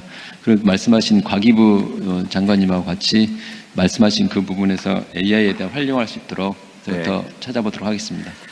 자, 지식재산처는 뭐 간략하게 보고를 좀 해주시죠. 네, 저 지식재산처 대변인 정대순입니다. 바로 김용선 지식재산처장께서 주요 업무를 보고드리겠습니다. 네. 10년 전 지식재산처장입니다. 업무 보고에 앞서 동영상을 먼저 시청하시겠습니다.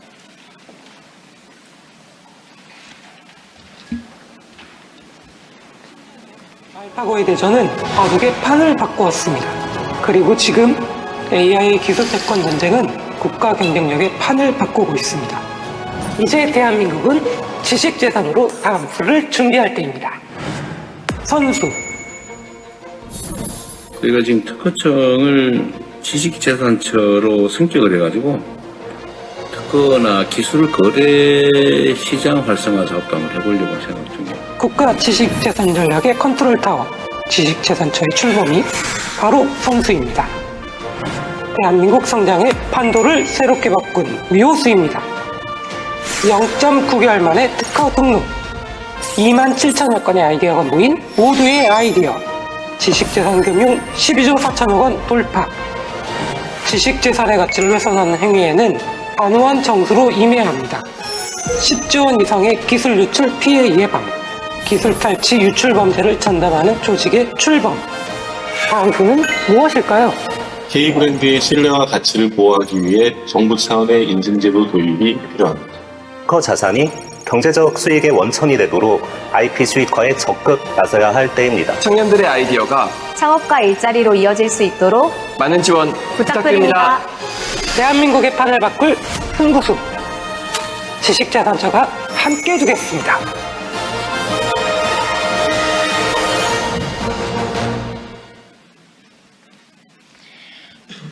지식재산처 하반기 중점 추진 과제를 보고드리겠습니다. 지식재산으로 대한민국의 성장 공식을 새롭게 쓰고 경제 성장의 판을 바꿀 4개의 승부수를 던지겠습니다.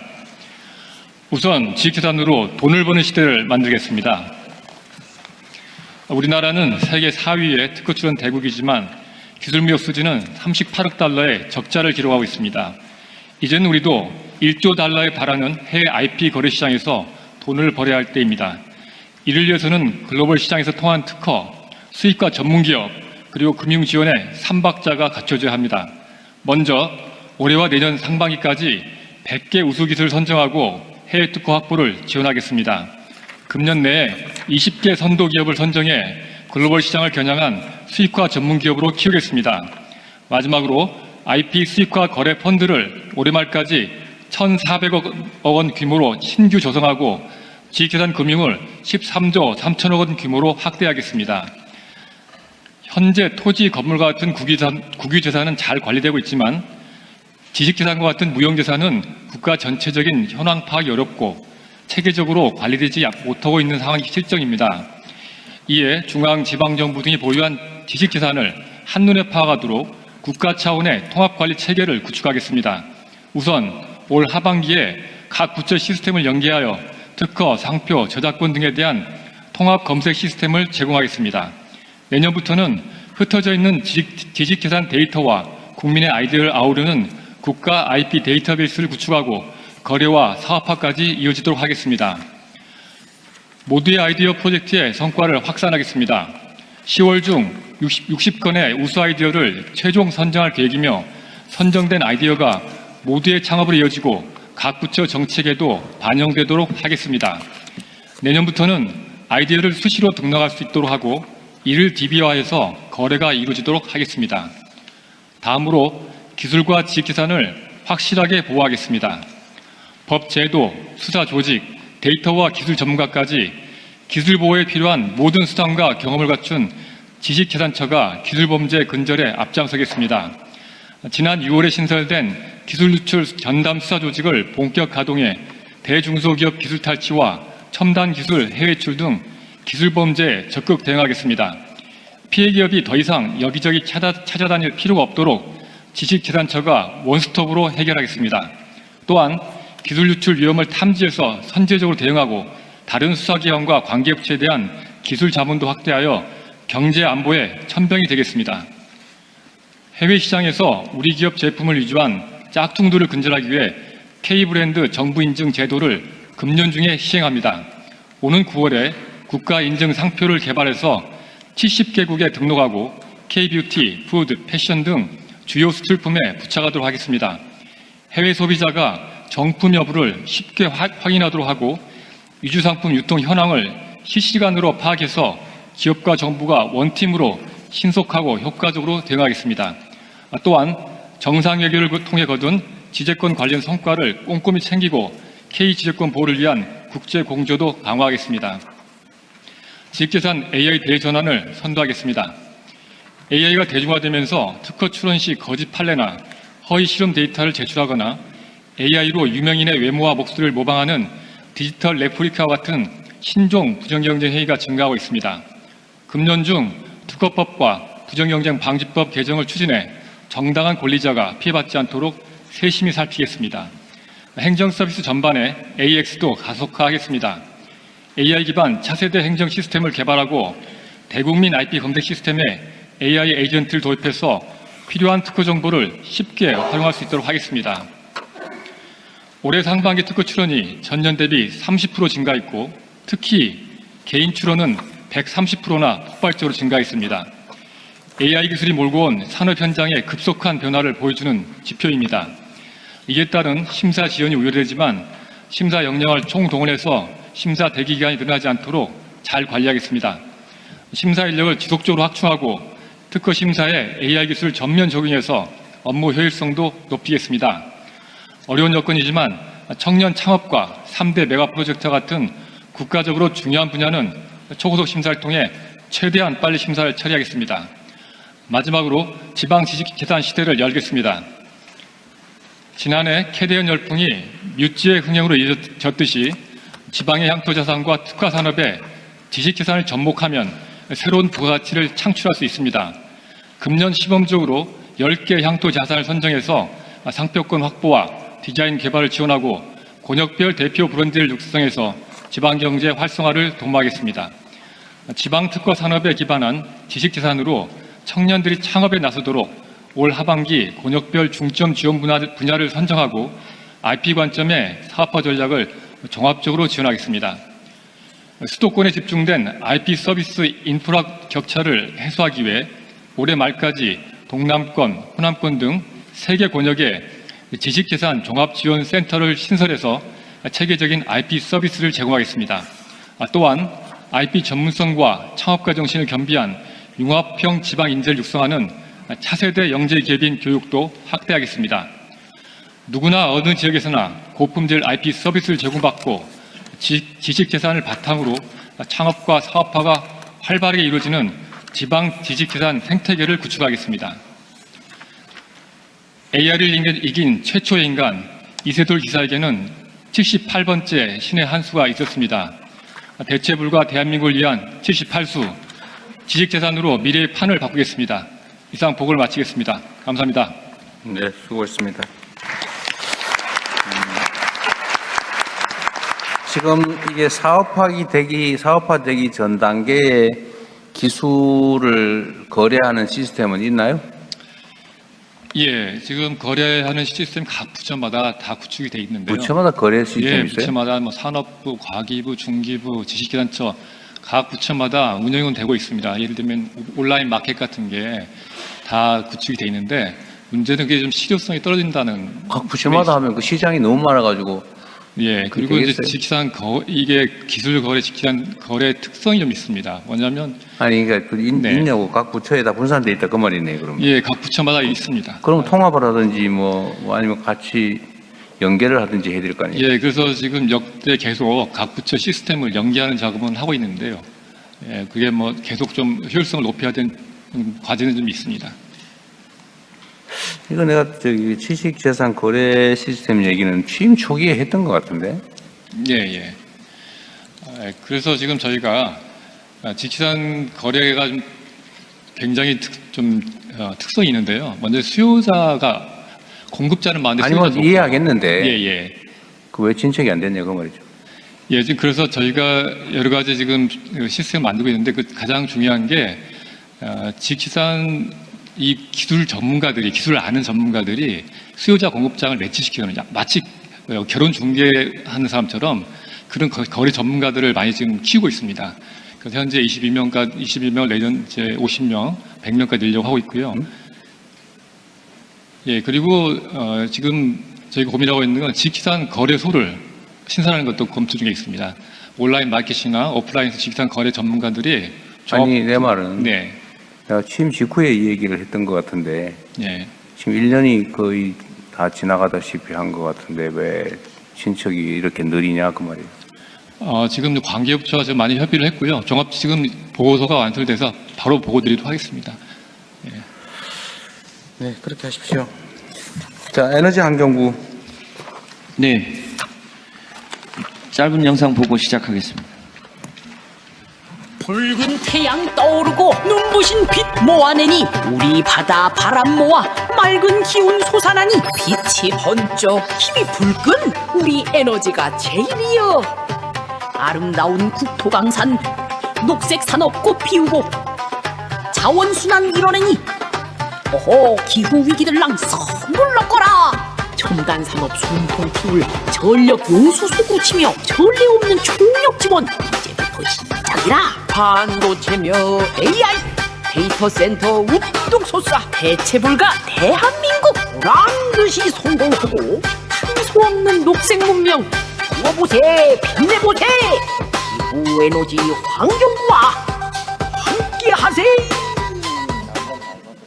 감사합니다.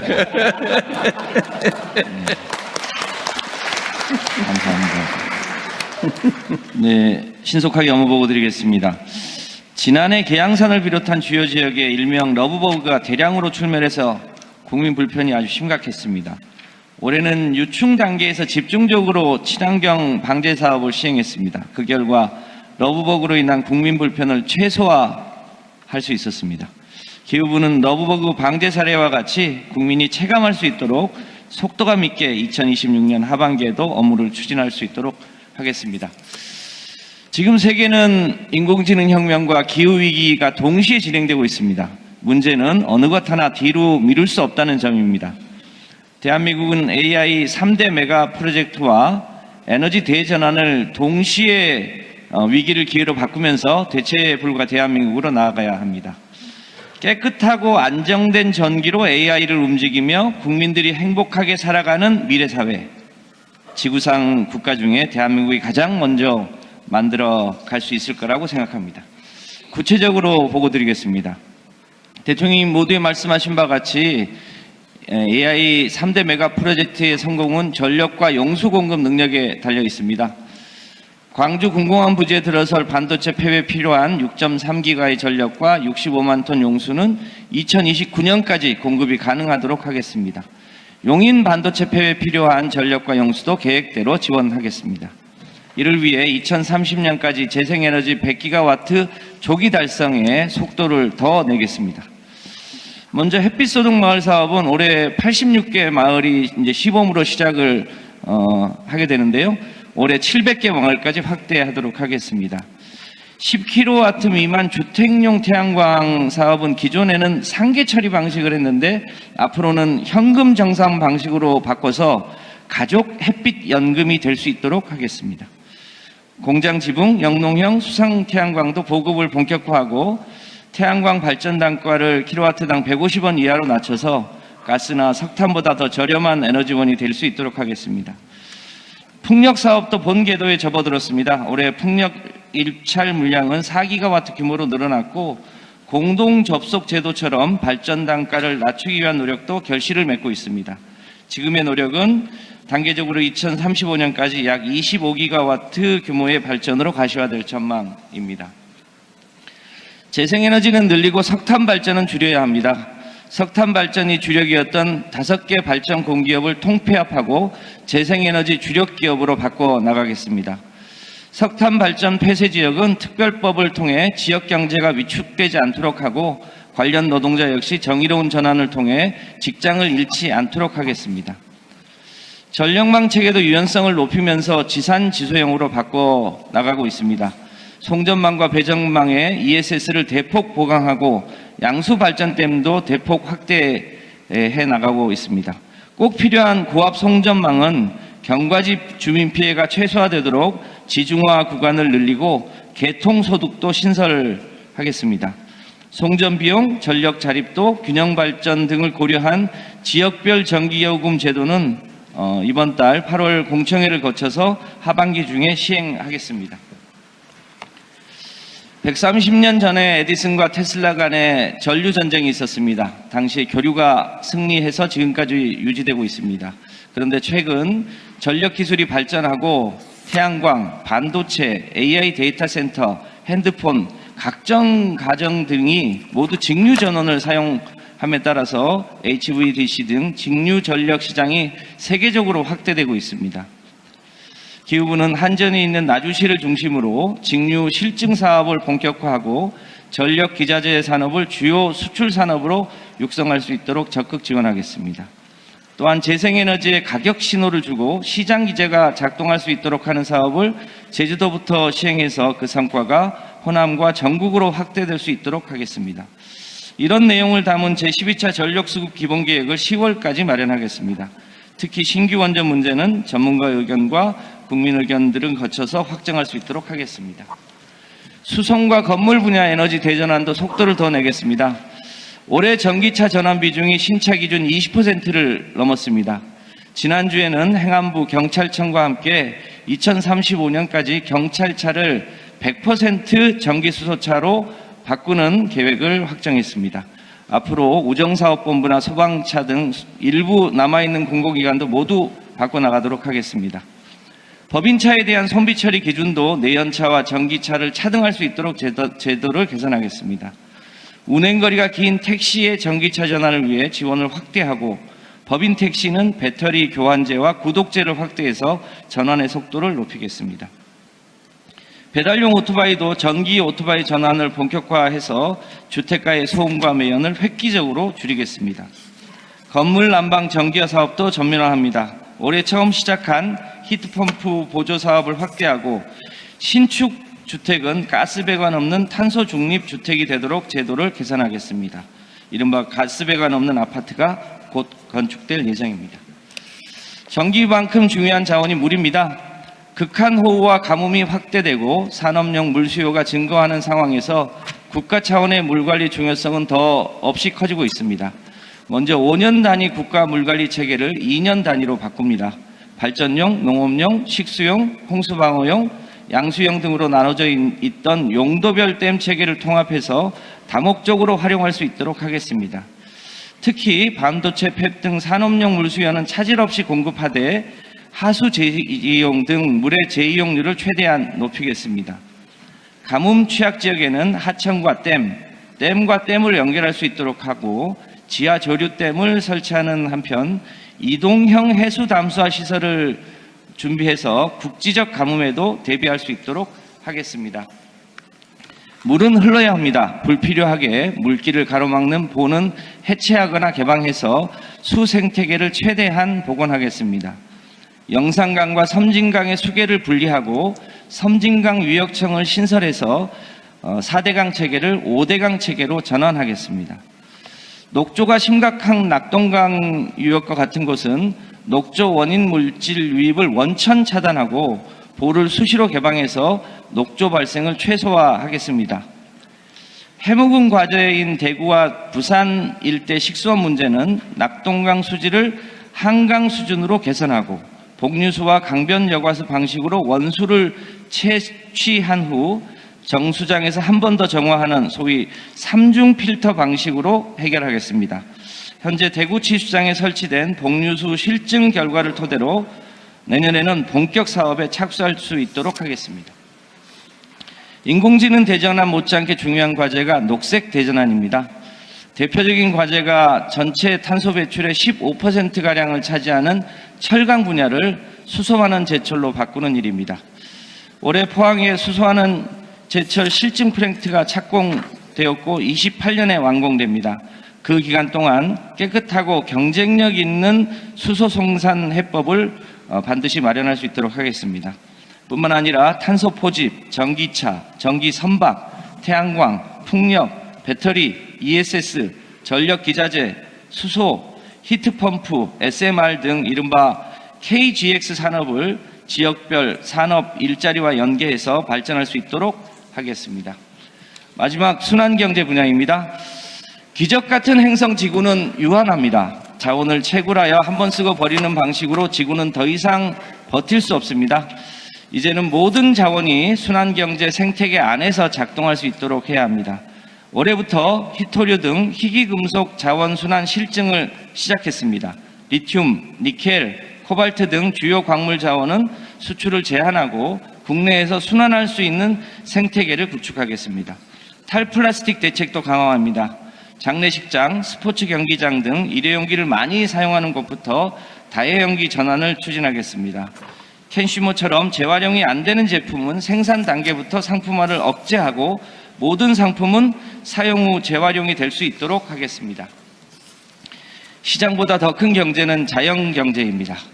우리가 숨쉬는 공기, 마시는 물, 함께 사는 동식물 등 자연의 생태계가 우리에게 주는 경제 효과는 시장 경제와 비교할 수 없을 만큼 큽니다. 우리는 이러한 자연을 보존하면서도 기후위기를 극복하고 인공지능 혁명 시대를 새롭게 맞이해야 합니다. 이 새로운 길에 기후부가 든든한 안내자가 되겠습니다. 고맙습니다. 네, 덧붙여서 그 기상청도 간략하게 보고하십시오. 네, 기상청 보고 드리겠습니다. 기상청의 하반기 핵심 추진 과제 목표는 국민 안전, 삶의 질과 편익 향상을 위한 더 세밀하고 다양한 기상, 기후, 지진 정보를 제공하는 것입니다. 이를 위해 첫째, 날씨와 기온에 대한 향후 4일부터 10일까지 중기 예보를 디지털 그래픽 중심으로 전환합니다. 현재 광역 시도별 12시간 간격의 중기 예보는 시간과 지역별로 보다 세밀하게 5km 격자마다 3시간 또는 6시간 간격으로 4단계 강수 가능성과 직전 예보와의 변화 경향, 기온 예측 변동 폭도 날짜별로 제공함으로써 국민의 편익과 의사결정을 지원합니다. 둘째, 올 겨울부터는 전국 어디서나 기상청의 대설 재난 문자를 받으실 수 있습니다. 특히 강원 지역 발송 기준을 상향하는 등 지역적 특성을 고려하여 위험 정보 알림의 실효성을 더하겠습니다. 셋째, 어민 등 현장의 의견을 반영 해양 기상 광역 특보 구역을 기준 26개에서 30개로 세분화하여 안전한 해상 활동과 더불어 원활한 조업 활동을 지원하겠습니다. 넷째, 국외지진 정보 전달 체계 강화입니다. 우리나라 인근 국외에서 발생하는 대규모 지진 대응을 위해 국외지진 분석 영역을 난카이 해곡과 일본 혼슈 서부까지 확대하여 이 지역에서 규모 5.0 이상 지진이 발생하고 우리나라의 예상 진도가 4 이상으로 분석되면 지진동 발생 가능 지역에 안전 안내 문자를 발송하겠습니다. 마지막으로 녹색 대전환을 위해 재생에너지 기상 정보를 확대 제공합니다. 특히 올 8월에는 보다 정교한 분석 기법을 이용하여 바람 자원 지도 제공 기간을 과거 5년까지 확대합니다. 아울러 지역별 일사 바람 예측 정보를 최대 1km 간격, 1시간 간격으로 제공함으로써 태양광, 풍력, 발전량 및 수요 예측을 지원하겠습니다. 기상청은 자연재난 예방을 위해 기상예보와 지진의 분석, 경보 체계를 지속적으로 혁신하고 국가 녹색 대전환도 든든하게 뒷받침하고자 합니다. 이상 보고를 마치겠습니다. 감사합니다. 네, 그럼 원자력 안전위원회도 붙여서 간략하게 좀 하시죠. 네, 원자력 안전위원회 업무 보고 드리겠습니다. 상반기에는 정부 주도로 개발하고 있는 ISMR의 표준 설계 심사에 착수하는 한편 SMR 규제 체계 구축 로드맵을 수립하여 다양한 SMR을 포괄할 수 있도록 제도 개편을 추진하고 있습니다. 작년 11월에 계속 운전을 허가한 고리 2호기에 대해서는 개선된 설비의 안전성을 확인하고 올해 3월에 재가동을 승인하였습니다. 원전 지역 주민들의 정보 접근성과 소통을 강화하기 위해 한빛, 고리, 세울, 월성 4개 원전 지역에 정보 공유센터를 지정하였습니다. 저준위 방패물을 안전하게 처분하기 위해 건설된 방사성 폐기물 표층 처분 시설의 안전성을 종합적으로 확인하였으며 한빛 광역 방사능 방재센터를 전북 부안에 구축하여 5개 지역 방재센터와 3개 광역 방재센터로 구성되는 이중 방재 체계를 구축을 완료하였고 대형 사고에도 중단 없는 대응이 가능하도록 하였습니다. 체코, 베트남 등과의 규제 협력으로 원전 수출 기반 확대에도 기여하고 있습니다. 다음 페이지는 핵심 추진 과제입니다. 대체 불가 대한민국을 뒷받침할 K 원자력 안전, 빈틈없이 확인하고 투명하게 공개하겠습니다. 안전적인 전력의 적기 공급을 위해 한빛 1, 2호기, 고리 3, 4호기 등 계속 운전을 신청한 원전의 안전성을 신규 원전과 동등한 수준으로 철저하게 확인하겠습니다. SMR에 대한 인허가 체계를 구축하겠습니다. ISMR의 28년 건설허가 신청에 대비하여 건설 운영, 해체의 전주기 안전성을 확인하기 위한 기술 기준 등을 정비하고 다양한 목적과 설계로 개발 중인 SMR의 특성에 맞는 기술 기준안도 마련하겠습니다. 사용 후 해결료 저장조 포화에 대비하여 한수원이 건설을 추진 중인 부진의 건식 저장 시설의 안전성을 철저히 확인하겠습니다. 새롭게 건설되어 시운전 중인 세울 3호기는 안전성을 최종 확인한 후 상업운전을 허용하고 건설이 마무리 단계인 세울 4호기도 운영허가에 앞서 설비의 안전성을 면밀히 확인하겠습니다. 또한 경북 영덕의 신규 원전 후보 부지에 대해서도 관련 기준 등을 사전 점검하여 차질 없이 심사를 준비하겠습니다. 심사 과정과 결과는 원자력 안전정보 공유센터, 원자력 안전협의회 등을 통해서 지역 주민과 국민들께 투명하게 공개하겠습니다. 다음 페이지입니다. 세계 최고의 K산업을 뒷받침할 수 있도록 방사선 안전을 강화하겠습니다. 반도체 등 다양한 산업에서 방사선 이용이 증가함에 따라 방사선 이용기관의 사고 예방을 위한 안전 컨설팅을 제공하고 방사선 기기 사용 실태에 대한 특별 점검을 실시하여 안전관리 역량을 높이겠습니다. 의료 분야 방사선 작업 종사자들이 업무를 바꾸는 경우 혈액 검사를 다시 받아야 하는 불편함이 없도록 부처별로 상이한 혈액 검사 항목을 통일하는 등 규제받는 분들의 입장에서 중복 규제, 낡은 규제를 발굴하여 적극적이고 지속적으로 개선해 나가겠습니다. 국가가 정상화 과제로 원자력 이용 시설의 사건을 은폐하는 행위자에 대한 처벌을 추진하겠습니다. 사소한 원자력 시설 고장도 대형 재난으로 확산될 수 있으므로 신속한 현장 보고는 안전의 출발점입니다. 그런데 현행법은 사고의 보고 의무자를 사업자로 한정하고 있어 실제로 사건을 은폐한 종업원이 처벌받지 않는 사례가 있었습니다. 이를 정상화하기 위해 보고 대상이 되는 사건을 제때 보고하지 않을 경우 사업자와 종업원 모두를 처벌할 수 있도록 법 조항을 보완하겠습니다. 원안위는 다양한 원자력 시설과 방사선 이용 시설의 안전성을 철저히 확인하여 국민들이 안심하실 수 있도록 최선을 다하겠습니다. 감사합니다. 예, 다 수고하셨고요. 국립공원공단, 예, 거기는 공원 내에 그 불법 시설물은 다 정리했습니까? 저희가 불법 시설물들을 좀 꼼꼼하게 살핀 결과 432건을 확인을 했고요. 91%를 정비를 했습니다. 37건이 지금 남아 있는데 그 중에 상당수는 이제 국립공원 지정 이전부터 있던 시설이어서 이 시설들은 지자체에 이관해서 처리하도록 그렇게 하겠고요. 나머지 이제 주거용으로 사용되는 시설이나 전통 사찰과 관련되는 시설 부분들은 정부 지침과 관련 법령에 맞춰서 처리하도록 그렇게 하겠습니다. 공원 지정 전부터 있던 불법 시설은 처리할 수 없어요? 국립공원 지정 이전부터 있던 시설들은 자연공원법을 적용하기 어려워서 그런 경우에는 이제 위반 행위가 식품위생법이나 살리지 관련된 법률이나 이런 부분 시설물 자체가 불법인 경우도 있잖아요. 불법인데 이제 그 불법을 집행하는 기관, 주관 기관이 지자체인 경우가 많습니다. 그래서 그런 경우는 지자체 이관하고 저희 군공단이 협조기관이 돼서 그렇게 처리를 하도록 하겠습니다. 그런 핑계로 장기간 방치하고 그런 기록가 나면 안 됩니다. 예, 명심하겠습니다. 요거는 나중에 어디서 체크를 한번 하시죠. 지자체가 협조 안 되면 저희한테 말씀해 주세요.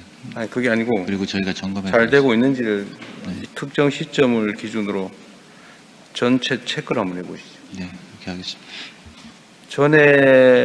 전 업무 보고 때 이게 이전부터 있던 거다라고 한 거는 내가 보기엔 거의 손을 못 대고 있는가 하는 의심이 좀 드는데 신규 발견한 것들은 처리를 하는 것 같고 예, 네. 그냥 고질적인 거 이거는 처리를 못 하고 있는 거 아닌가 하는 느낌이 드는데 좀 어떠세요? 과거에 있는 시설들 중에 실제 주민이 주거용으로 사용되고 있는 시설들이 좀 제법 있고요. 그런 시설들은 이제 법률에서 89년 이전 건물인지 이후 건물인지에 따라서 89년 이전 건물은 저희가 이전 사업을 하도록 좀 돼 있습니다. 그러니까 최근에 89년 이후에 만든 사업들은 저희가 행정대집행을 통해서 신속하게 조치할 수 있도록 그렇게 방향을 잡고 있습니다. 한국수자원공사 어디 계신가요? 지금 댐 관리를 하는 데가 지금 수력 원자력은 댐에 설치된 발전 시설만 관리하는 거고 호수 자체는 수력 수자원공사가 관리하고 그런 건가요? 아니요, 발전용 댐은 수력 원자력에서 관리하고 있고요. 다목적 댐하고 홍수용하고 식용 전용 댐은 저희들이 관리하고 있습니다. 농업용은 농어촌공사에서 관리하고 있습니다. 수자원 관리는 지금 통합 관리가 앞으로 되게 중요한 과제일 것 같긴 한데. 예, 맞습니다. 과거에는 뭐 발전이나 농업용하고 특정 용도로 많이 썼는데 지금은 기후 복합 재난 시대이기 때문에 다목적 통합 관리가 필요한 시점이라고 생각하고 있습니다. 환경부 장관께서 잘 챙겨야 될 것 같아요. 네, 그렇게 하겠습니다. 에너지하고 수자원이 통합이 돼서 상당 부분 농림부를 빼면 거의 다 통합할 수 있는 상황이어서요. 농림부하고는 협업을 잘 하면 해결할 수 있을 거라고 봅니다. 전력공사 사장님, 네. 지금 전력망 확충하는 거? 네. 이거 지금 어떻게 돼가요? 전력망 확충은 원활하게 되고 있습니까? 지금 앞으로 지금까지 예측과는 전혀 다른 수준의 전력 수급이 필요할 것 같지 않아요? 네, 물론입니다. 그러니까 지금까지 통상 예측되는 수준의 전력 수요를 그러니까 충족하기 위한 전력망 건설도 지금 약간 차질이 있었던 차에 이제는 인공지능 관련 산업이 좀 아주 초고속으로 발전하면서 전력 수요가 또 폭증을 했는데 이 폭증한 부분에 대해서는 더더욱 송전망 확충이 어려울 것 같거든요. 좀 충분한 대책이 있습니까? 네, 24년까지가 전력망 확충이 아주 가장 지연됐던 때고요. 25년부터 전력망 특별법이 제정되고 그리고 한전에 전력망 전담하는 조직이 만들어지고 또 정부에서 아주 전폭적으로 지원해 준 덕분에 25년부터 속도가 2배로 나고 있습니다. 그래서 지금 입지 선정이 평년에 연간 한 20건 정도 했는데 지금 한 50건 정도로 늘어났고요. 그리고 아마 이런 속도로 계속이 가게 되면 아마 재원은 문제 없어요? 네? 재원. 네, 재원은 한 1년에 투자비가 한 10조 정도 들어가는데요. 물론 송전망은 한 8조까지 되지만 그것은 전체적으로 사채라든가 이런 걸 통해서 전혀 문제 없습니다. 그리고 제가 재무적으로 현재까지는 흑자를 내고 있기 때문에 문제가 없다고 볼 수 있습니다. 대규모 투자가 필요한데 자체 부채가 늘어나면 기업 평가에도 문제가 있을 수 있어서 예. 우리 국민 펀드나 이런 걸로 투자하는 것도 한번 검토해 보자고 했었던 것 같은데 대통령 어떻게 됐어요? 지금 내년 예산에도 중앙재정 한전 자체적으로 이렇게 국민성장펀드 같이 삼원화된 그런 그 역할 분담을 할 수 있도록 그렇게 중장기적인 플랜을 짜가지고요. 그렇게 지금 그래요? 기후부하고 상의 중에 있습니다. 출자도 좀 해야 되고요. 여러 그 한전 자체적으로 하기에는 너무나 한 5년, 10년 계획을 보면 그러니까요. 의욕적이어서 그렇게 짜고 있습니다. 재원 조달이 그래 쉽지는 않을 수도 있는데. 하여튼 알겠습니다. 그거는 정책실이 좀 주관을 해서 차질 안 생기게 좀 해주십시오. 자, 시간이 많지는 않은데 우리 국민참여단하고 우리 국민분들 의견을 좀 들어보겠습니다. 아까 사회자도 안내했지만 여긴 대통령한테 물어보는 게 아니고 이제 업무 보고 받는 데 대한 의견이기 때문에 나한테 얘기하는 건 좀 가급적 생략해 주시고요. 또 요약해서 해줘야 다른 여러 사람들이 좀 의견을 다양하게 낼 수가 있습니다. 네, 의견 있으신 분 손을 들어주시면 감사하겠습니다. 뒷줄 와이셔츠 입으신 예, 발언 기회를 주셔서 감사드립니다. 지금까지 지금 현재도 물 분야에서 종사하고 있는 고양수입니다. 서남권 반도체 클러스터에 필요한 물량이 65만 톤입니다. 주권정부 이내에 실천 과제 중심으로 몇 가지 말씀드리겠습니다. 댐 여유 물량 20만 톤 확보 방안은 도수관로라든가 이런 기반 시설이 구축되면 조기 활용이 가능합니다. 다만 가뭄 빈도별로 실제 가용 물량을 재검증하고 기존에 배분된 생활용수, 공업용수와의 충돌하지 않는 배분 원칙을 먼저 확립해야 합니다. 두 번째, 발전용, 농업용 댐의 용도 전환을 통한 20만 톤 확보는 발전소실 보전 방안 등 정부 주도의 행정 조적 협약이 필요합니다. 나주댐은 영산강 하천수를 활용한 농업용수 대체 안전망을 선제적으로 구축한 뒤 확보된 여유량을 산업용수로 전환해야 합니다. 세 번째, 동복댐 중구를 통한 25만 톤 확보는 동복댐을 국가 소유의 다목적 댐으로 전환하여 패스트 트랙화할 필요가 있습니다. 임기 내 공사 착수까지 이어지도록 하여 사업 시행의 연속성을 보장해야 합니다. 네 번째, 대통령님께서도 말씀하셨는데 통합 물관리망이 중요합니다. 영산강, 섬진강, 탐진강 수계 내 다목적 댐, 4개의 대규모 농업용 댐, 그 다음에 보호 및 하수 제용 시설을 하나의 워터 그리드로 묶어야 합니다. 이를 통해 극한 가뭄 시에도 생활용수, 공업용수, 하천유지용수를 중단 없이 공급하는 물순환 체계를 완성할 수 있다고 생각합니다. 대통령님께서 이 과제를 국가모란부 차원의 핵심 과제로 챙겨주신다면 서남권 반도체 클러스터는 지방균형 발전과 국가 첨단 산업 경쟁력을 동시에 높이는 성공적 모델이 될 수 있다고 생각합니다. 감사합니다. 네, 감사합니다. 다른 의견 받도록 하겠습니다. 여성분 계실까요? 네, 가운데 검정옷 입으신 부탁드리겠습니다. 안녕하십니까. 저는 경기도 의정부시 거주 중인 회사원 이준석입니다. 저는 기후 환경에 대해서 간단히 의견을 제안해 보고 싶어 말씀드립니다. 간단하게 드리겠습니다.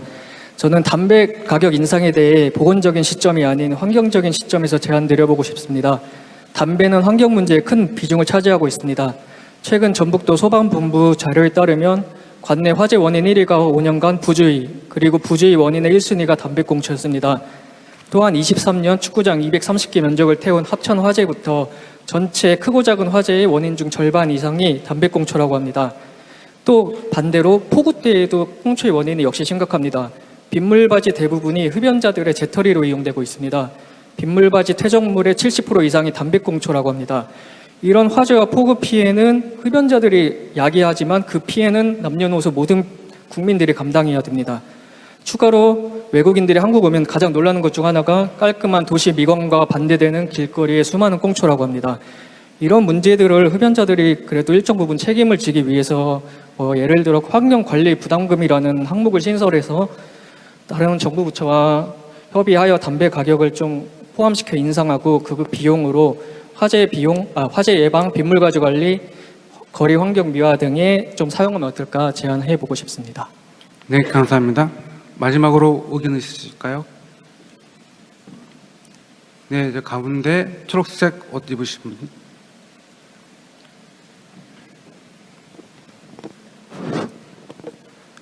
네, 안녕하십니까. 네, 이렇게 발언 기회 주셔서 감사합니다. 존경하는 대통령님께 이렇게 앞자리 서게 돼서 많이 긴장되긴 하는데 제 의견을 좀 말씀드려보고 싶었습니다. 저는 과거에 HD 현대중공업에서 근무를 하고 지금 현재 선처 후학습 제도를 통해서 대학 교수 자리까지 올라와 있습니다. 근데 지금 앞전에 이제 많은 부처에서 많은 말씀해 주셨는데 청년 일자리나 뭐 이런 거에 대해서 말씀 주실 때 석박사 인력풀 사용하는 거에 대해서 굉장히 큰 기대감이 있고 그런 내용들을 되게 좋게 보고 있었는데 저와 같이 이제 기술에서 현장에서 직접 K 기술을 알리고 있고 현장에서 기술력을 증진시키고 있는 그런 청년 기술인들한테도 좀 더 그런 일자리를 좀 양성해 주시면은 더 나은 뭐 이제 지식재산처나 이런 쪽에서 활용하는 데 도움이 될 것 같아서 이렇게 마이크를 잡고 말씀을 드려보고 싶었습니다. 감사합니다. 네, 이상으로 토론을 마치고요. 온라인으로 참여해주신 국민들의 의견을 보고 드리도록 하겠습니다. 삼총사 333님께서는 집 지을 때 태양팬을 무조건 설치하자 이런 의견 주셨고요. JM4H분께서는 이런 폭염 때 전력난이 안 생기는 게 이상하다. 혹시 폭염이 계속되면은 전력난이 계속돼서 전기 요금이 오르는 게 아닌가 이렇게 생각을 하고 의견을 주셨습니다. 그리고 WRRT님은 더워도 너무 덥습니다. 조그만 가게 하나 운영하는 중인데요. 마찬가지로 전기세 오를 염려는 없나요? 이런 말씀 주셨습니다. 그 외에도 많은 분들이 주셨는데요. 제가 정리해서 제대로 답변 드리도록 하겠습니다. 네, 지금 이 질문에도 나와 있는 것과 관련이 있는데 지금 태양광 또는 풍력 발전 비중이 얼마나 됩니까? 전체 전력 공급에서? 평균 11%까지 올라왔습니다. 11. 네, 아직은 뭐 약소합니다. 그 중에 태양광하고 풍력 비율은요? 태양광이 압도적으로 많습니다. 압도적으로 많겠죠, 아직. 네. 근데 이 태양광은 해 뜨고 지기 전까지. 그렇습니다. 그 중에서 낮 시간에 또 집중되겠죠. 네. 폭염 시간에는 오히려 전력 발전량이 많겠죠. 그렇습니다. 지금 원래 피크대로 하면 낮 시간이 가장 높은데 현재 피크가 5시에서 7시에 걸리는 이유는 낮에 태양광이 그만큼 흡수해지기 때문에 피크 시간이 오후 2, 3시에서 5시, 6시 태양광이 줄어드는 시점에 피크가 걸리게 되어 있습니다. 태양광이 그 시간에 왜 많이 쓰는 거예요? 원래는 12시부터 2시가 가장 많은데요.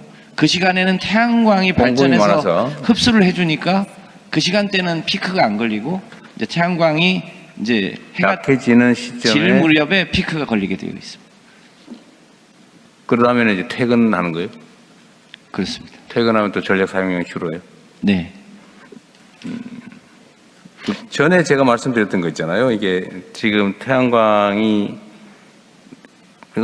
비중은 얼마 안 되는데 어떤 낮 시간에 집중이 되고 그래서 여유 전력량이 많다는 거 아니에요? 그 낮 시간에는. 네.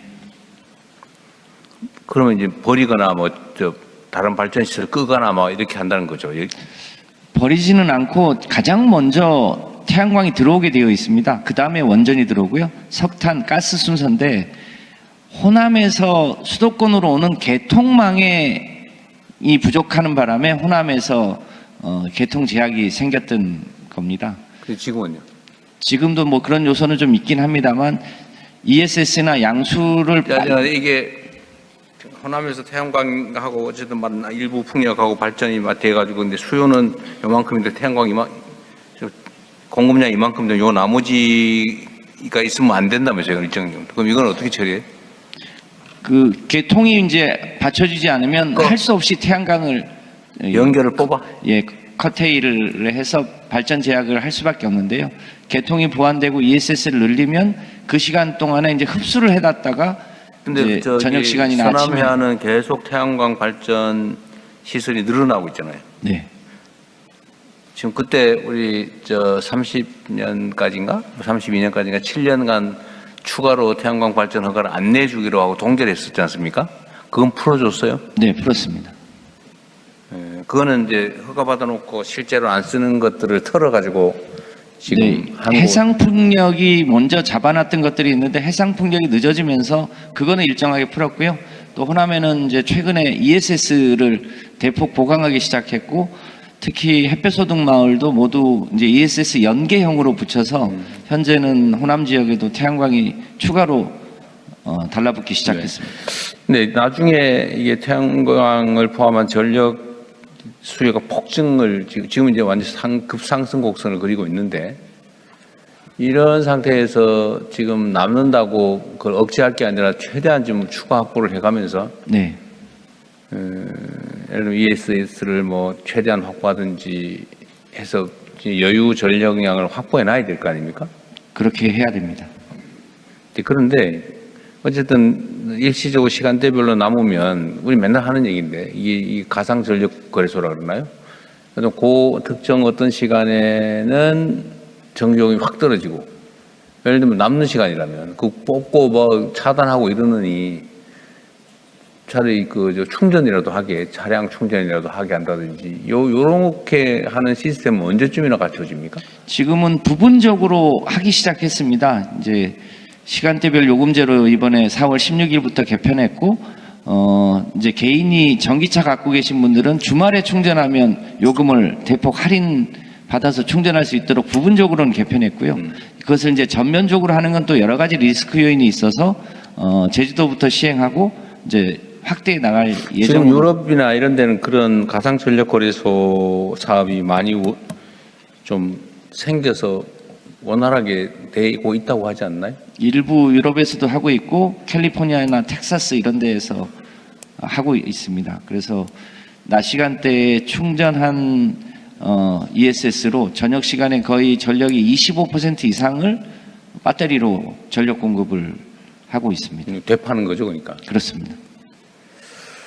우리나라도 전력 그 충전 시스템이 우리 국민들이 쉽게 접근할 수 있는 곳에 많이 설치되어 있어야 될 거 아닙니까? 네, 이제 그것을 본격적으로 올해부터 이제 하기 시작했습니다. 그래서 내후년 가면 눈에 띄게 이제 배터리 시설도 늘어나고 이제 여러 가지 요금 체계가 근본적으로 바뀌게 되면 그 재생에너지 중심의 에너지 사용 시스템으로 전환하는 과정이 있는데 잘 아시겠지만 전력은 60Hz에서 61만 대도 정전이 오고요. 59만 대도 정전이 옵니다. 그러니까 상대적으로 보수적으로 관리할 수밖에 없는 측면이 조금은 있습니다. 그래서 점진적으로 전환을 추진할 수밖에 없는 건 좀 이해해 주셔야 될 것 같습니다. 근데 송배전망은 아까 그 한전 사장님 말씀으로는 준비에 무리가 없다고 하시는데 사실 걱정하는 사람들이 많거든요. 진짜 말대로 될까?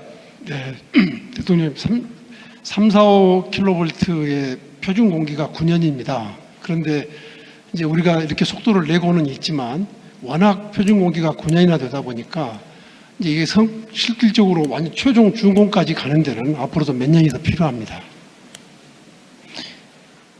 제가 원래 그런 일이 전문이어가지고요.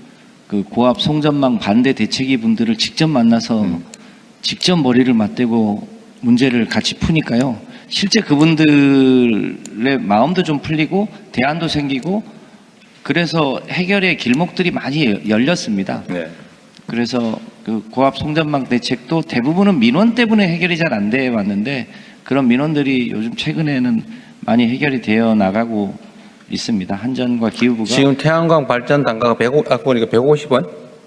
지금 이제 147원까지 낮아졌는데요. 거기에 아직까지 REC 뭐 1.5, 0.5 이런 게 붙어 있어서 실제 단가는 180원 내외 190원인데 과거에는 그 200원도 넘어갔는데요. 그게 조금씩 낮아지고 있고 이제 실제 발전 단가는 최근에 120원 단위까지 떨어졌습니다. 근데 거기에 이제 REC 제도가 조금 개편되면 실제 석탄이나 가스보다 더 싸게 공급될 수 있는 시점이 곧 올 것으로 봅니다. 네. 하여튼 저는 이제 재생에너지 중심 사회로 어쨌든 우리는 갈 수밖에 없고 그렇게 될 경우에는 우리가 재생에너지는 태양광과 풍력 뭐 주로는 그리 될 수밖에 없고 네. 풍력보다는 아무래도 태양광이 더 비중이 클 수밖에 없는데 지금은 특히 남부지방 서남부지방은 인구도 줄어들고 농지들 중에 상당수는 지금 사용되지도 않고 방치되어 있고 그런데 농지든 토지든 토지 이용도 활용도 측면에서는 농업보다는 태양광 사업이 훨씬 더 효율이 높지 않습니까? 네. 근데 그 기회를 전력 송배전망을 잘 깔아주면 내가 원래 살던 고향으로 되돌아가서 옛날에 감자 농사 지었다가 좀 안 돼서 서울로 왔지만 이제 태양광 농사를 지으면 서울서 일하는 것보다 훨씬 더 많이 벌 수 있다. 또 편하게. 실제 그럴 수 있는 상황이 되어가지 않습니까? 네. 그 상황을 만들어주면 서울로 몰려가지고 저 직장, 있지도 않은 직장 구하느라고 온갖 고생할 필요 없잖아요. 오히려 네. 고향 가서 저기 태양광 허가받아서 농사 짓고 관리하면서 살 수도 있지 않습니까? 그게 지금 태양광의 공급도 늘리고 또 지역 소멸도 막고 사람들 일자리도 만들고 수도권 집중도 완화하고 여러 가지 측면에서 반드시 해야 될 중요한 과제인데 그게 지금 우리 장관님 손에 달렸어요. 어제도 순창 군수가 찾아와 가지고요. 농촌 기본소득에다가 햇볕 소득 마을 사업을 얹히고 이제 가정용 태양광도 이제 남으면 그 현금으로 정산하는 방식으로 하고 그러면서 농사 지으면 이제 고추장 동네였던 순창도 우리도 해볼 만하다.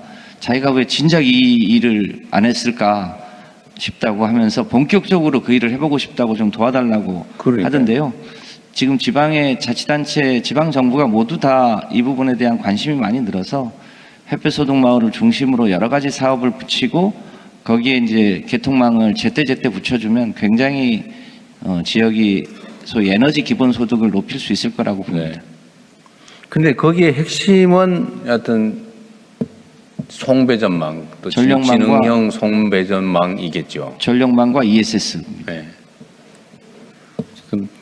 매우 중요한 관련성들이 있으니까 잘 챙겨주십시오. 그렇게 하겠습니다. 자, 또 준비하느라고 다들 고생하셨고요. 어쨌든 여러분들이 열심히 해주신 덕에 대한민국 국가의 모든 측면에서 많은 개선들이 이루어지고 있습니다.